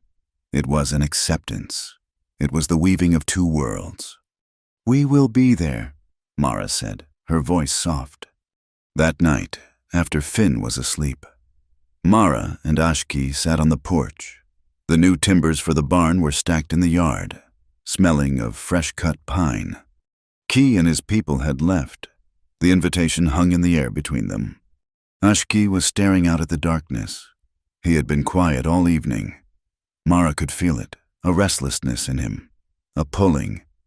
They are your people, she said, her voice soft. She was not asking a question. He looked at her. The turquoise on his wrist, the one Finn had returned, was a sliver of blue in the moonlight. Yes, he said. They will need you, she said. It was the hardest thing she had ever had to say. He was silent. She could feel his struggle. The man who had held a mountain on his back was now wrestling with a weight he could not see. He was a warrior. His people had been enslaved. His work was not done, but he looked at her face, in the moonlight, at the ranch, at the corral where he had taught her son. This was a different kind of balance. Mara, in her heart, had been rehearsing this. She had seen this coming. She had, in the cave, in the fire, at the river, fallen in love with him. But she had been a widow for a long time. She knew what it was to hold on to something that was already gone. She would not be a chain on him, not like the ones Vetch had used. You are a free man. Ashki Nez, she said, her voice clear. She stood up. She was not clinging. She was standing on her own. You did what you said you would do. You restored the balance. Your work here is done. She was giving him an exit, an honorable one. It was the only gift she had left to give him. He stood up, too. He was so close. She could feel the heat from him. He looked down at her, and his eyes were full of a conflict that tore at her. Mara, he said, and her name on his lips was a sound she had never heard. Go, she whispered, her heart breaking. Go to your cousin. Go to your people. They need you. We will be all right. He raised his hand. He did not touch her face, though she saw him want to. He touched the porch post, the wood of her house. His hand was trembling. My work, he said, his voice raw, is to restore balance. But what if I am out of balance? What if my heart is here? Before she could answer, before she could break down and tell him not to go, a horse clattered up the road. It was the boy from the telegraph office, waving a piece of paper. Mrs. Doyle, Mrs. Doyle. It's from the Clarion, the new issue. He thrust the paper into her hand. Sister Althea had done it. Mara unfolded it. She and Ashki read it together, in the moonlight. It was not the flowery, empty prose of before. The headline was stark. Baron's reign of terror ends. Vetch. Cray arrested for murder. Slavery. Widow and dine scout exposed decades of fraud. The story was all there. Sean's name. Key Yazzy's name. Manuel's. It was the truth. It quoted Sister Althea. It quoted Judge Amos. It even quoted a source close to the investigation, which Mara knew was the blacksmith. And at the bottom, a small notice. The territorial governor has ordered a full investigation into all mining contracts in the northern counties. It was over. It was really over. Ashki looked at the paper. Then he looked at her. The wind picked up, and it sounded like the low, soft music of a dine flute, a song of healing. Your hands, he said, his voice a whisper. What? She said, confused. He gently, so gently, took her hand, the one that had been burned. It was healed now, but the skin was new and pink. He touched the palm. They were stained with dust, he said. Now, they are sowing seeds. He did not let go. He held her hand, and he did not turn to go. The ceremony was not a ceremony of victory. It was a ceremony of mending. It was held on the high mesa, at the edge. where the red rock met the infinite blue sky. There was no roof but the stars. Kiyazi had invited them, and they had come. It was not two groups, Dine and White, standing on opposite sides of a fire. They were one group, a circle. Sister Althea was there, her plain gray dress sitting on the same blanket as a Dine woman in a velvet skirt. The blacksmith, his face scrubbed clean of soot, was drinking coffee and talking quietly with Manuel, the miner, who was using his good arm to gesture. The widows from the town, the ones who had lost husbands to accidents, were sharing fry bread with the widows from the nation, the ones who had lost husbands to contracts. They did not speak the same language, but they understood each other's silence. Mara sat with Finn beside her, the boy's head resting on her lap, his eyes wide as he watched the firelight dance. She watched, too. She watched Ashkiyi. He was not standing in the center. He was part of the circle. He was speaking to an old, weathered Dine man, an elder, his voice too low for Mara to hear. But she watched his face, the hardness, the tension he had carried for so long. It was gone. The lines around his eyes were still there, but they were not lines of anger. They were lines of peace. He had not left. He had not returned to the nation, not yet. He had stayed, in the week after the trial, to help, to testify, to make sure the things that were written down were the truth. And now, he was here, among his people. But he was not only with them. His gaze kept finding her, across the fire. Kiyazi, his lungs clear, his strength returning, stood up. "We are here," he said, his voice carrying in the clean, cold air. "To cleanse. The poison is gone from the rock. Now, we wash it from our spirits. We thank the holy people for returning our brothers. We mourn the ones who will not return." A singer began a low, rhythmic chant. It was not a sad sound. It was the sound of the earth, the sound of stone. It was a song of balance. Ashki walked over to Mara. He knelt so he was level with her. Finn was asleep, his breathing deep and even. "He is at peace," Ashki said, his voice a low rumble. "He is safe," Mara said. She looked at him. "Your cousin, he speaks well. He speaks for his people," Ashki said. "And you?" she asked, her voice soft. The question she had been holding for a week, the one she had no right to. "Who do you speak for?" He looked at the fire. "I spoke for the dead. My work, it is done." "Yes," she said, her heart a cold stone. She had given him his freedom, but she had not expected it to hurt this much. "My work as a warrior," he continued, not looking at her, "is done, but the balance, it is not permanent.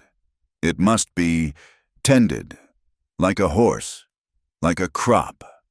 He looked at her. The paper, the ledger, that was Vetch's weapon. He used it because our people, my people, could not read it, because the poor, the Mexican, the Irish, they could not fight it. He stood up. He walked to the center of the circle. Kiyazi nodded to him. He was giving him the floor. "My brothers," he said, his voice clear, first in Dine, then in English, "and my neighbors." He nodded to the blacksmith. "The fight with guns is over. The fight with paper, that has just begun. Vetch and his kind will come again. They will have new contracts. They will have new words." He paused. "I will be staying for 6 months, maybe more." Mara's head snapped up. She was awake as she had been at the river. "I will build a school," he said. Not a mission school, not a government school." He looked at Mara. "A community school. For Dine children. For the children of this town. For any man or woman who wants to learn." He held up his hands. "We will learn to ride. We will learn to read. And we will learn to read. Contracts." He was not a warrior. He was a teacher. He was giving them a new weapon. the one that Vetch had used against them. He was turning the power. The elder, the one he had been speaking to, nodded once, a look of profound respect. "Hose ho," the old man said. This is balance." The blacksmith stood up. "Well, hell, Scout, you're going to need a building and a roof, and I reckon we all owe you that." The new barn at Mara's ranch was not the only thing being raised. Mara did not wait for him. She went back to her ranch, her heart a confusing, light, and terrified thing. She had work to do. She rode into town 2 days later. The old general store, the one that had been owned by a cousin of Vetch, was shuttered. Its windows were dark. She bought it. She used the money she had saved, the money she had hidden.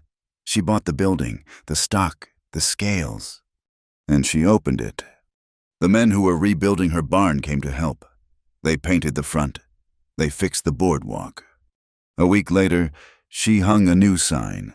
It was not a fancy sign. It was painted on a clean, white plank of pine. It said, "Doyle's Supply Post." And underneath, in smaller, clear, black letters, she had painted the new law of the territory, the one she had written herself. Debt must have a conscience. She stood on the boardwalk, a clean apron tied around her waist, and she waited. Her first customer was not from the town. It was Kiyazi's wife. Come to trade. She brought woven blankets, the deep reds and blues of the nation. She did not want cash. She wanted coffee, flour, and "The cloth," she said, pointing. "The blue cloth, for my son." Mara did not use the company ledger. She used a simple, open notebook. She made the trade, a fair trade, a pound of coffee for a pound of wool, a bolt of cloth for a strong blanket. No credit, no debt. Her next customer was Manuel. His arm was healing. He was the new foreman of the blacksmith shop. He bought nails and paid in cash. "It is a good thing you do, Senora," he said, tipping his hat. She was not just a widow. She was a pillar. She was the woman who had, with her own hands, taken apart the machine of debt and replaced it with fairness. She was closing the store. The sun was setting. The day had been long. She was tired, but it was a good tired. The kind of tired that came from building, not just surviving. She saw him, coming not from the ranch, but from the town. He was walking. He did not speak. He just stood on the street and looked at her new sign. He read the words. "A good law," he said. "A fair one," she said. He offered her his arm. "Walk with me." They did not walk toward the ranch. They walked toward the river. They walked to the spot, the place with the willows, the place she had seen him, the place where her heart had shifted. The sun was doing it again. The sky was on fire, violet and orange, and the color of blood. The water was a sheet of rippled gold. They stood, just as they had that night, 6 feet apart. The respect, the distance. But everything was different. "The schoolhouse," she said. "The blacksmith told me the walls are up." "They are," he said. "The children, they learn fast, faster than the men. The men are stubborn." "They are men," she said, and a small smile touched her lips. He smiled back, a real, slow smile, one that lit his eyes. "Yes." He stepped closer. He was not 6 feet away. He was 3. He took her hand. Not the burned one. The other. "Mara," he said. "Ashki," she said. He brought her hand up. He did not kiss it. He just held it, between his own. "After the wind," he said, his voice a low whisper. "We are still standing." "Yes," she whispered. "We are." He looked at her, and his eyes were not the eyes of a warrior or a scout. They were the eyes of a man who was no longer out of balance. We said after justice," she breathed, her heart pounding. "Justice is done," he said. "The work It is beginning. But this... He stepped closer. He was so close now she could feel the heat of him, the clean, dry scent of him. He lowered his head. He was not a conqueror. He was asking... She rose on her toes. She met him halfway. The kiss was not a fire. It was not the storm. It was the river. It was the sunset. It was slow, and it was deep, and it was real. It was the taste of dust, and coffee, and promise. It was the first kiss of her new life, and his. He pulled back, his forehead resting against hers. "This," he said, his voice raw, "is Ho-Ho." The sun set, the river ran, the world, for the first time, was in balance. The next morning, the sun was bright. Finn was at the river's edge, by the new, clean path. He had a small boat.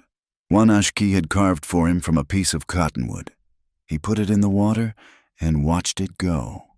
Ashki was sitting on the bank, whittling a new piece of wood.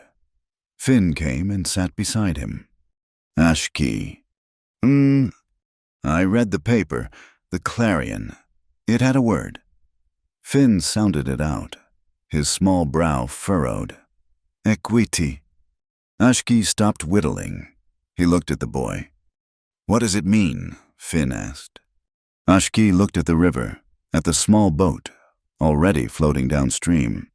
"It is a word from the law," he said, "a hard word." He thought, "It means fairness. It means balance. Ho-Ho." He pointed to the boat. "It means the water is for everyone. For your boat, for the horse, for the man who is thirsty. The water does not ask who you are. It gives equity. It means we try to be like the water." He put his hand on Finn's head. He then said a word. "Indine, K." "What does that mean?" Finn asked.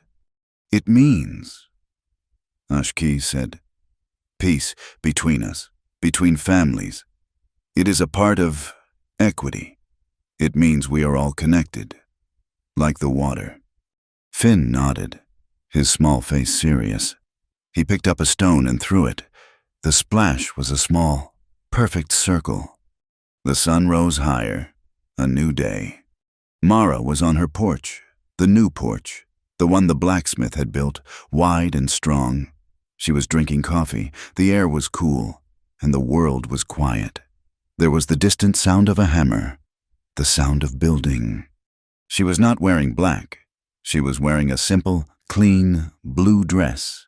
She heard him before she saw him, the sound of a horse, walking, not galloping. He rode up, on the Mustang. He was not coming from the wilderness. He was coming from the town, from the new schoolhouse. He had a small stack of books tied to his saddle. He dismounted. He walked up the steps.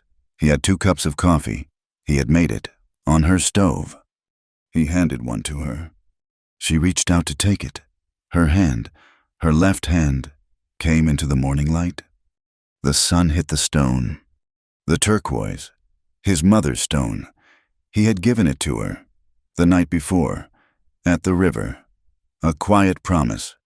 Not a chain, not a debt, a gift. It was blue as the sky, and it was warm on her skin. It reflected the rising sun. Ashki sat on the porch rail. Beside her, they did not speak. They just watched the morning come to the high, red land. In the hot wind country, freedom was not a promise. It was a morning habit. Thank you so much for listening to this story. I am so glad you could be here. I would love to know where in the world you are listening from. So please, say hello in the comments and share your thoughts. If you enjoyed this tale, please consider subscribing to the channel, Wild West Tales, and giving this video a like. And if you really want to help, please press that hype button so this story can be heard by even more folks. Thank you again.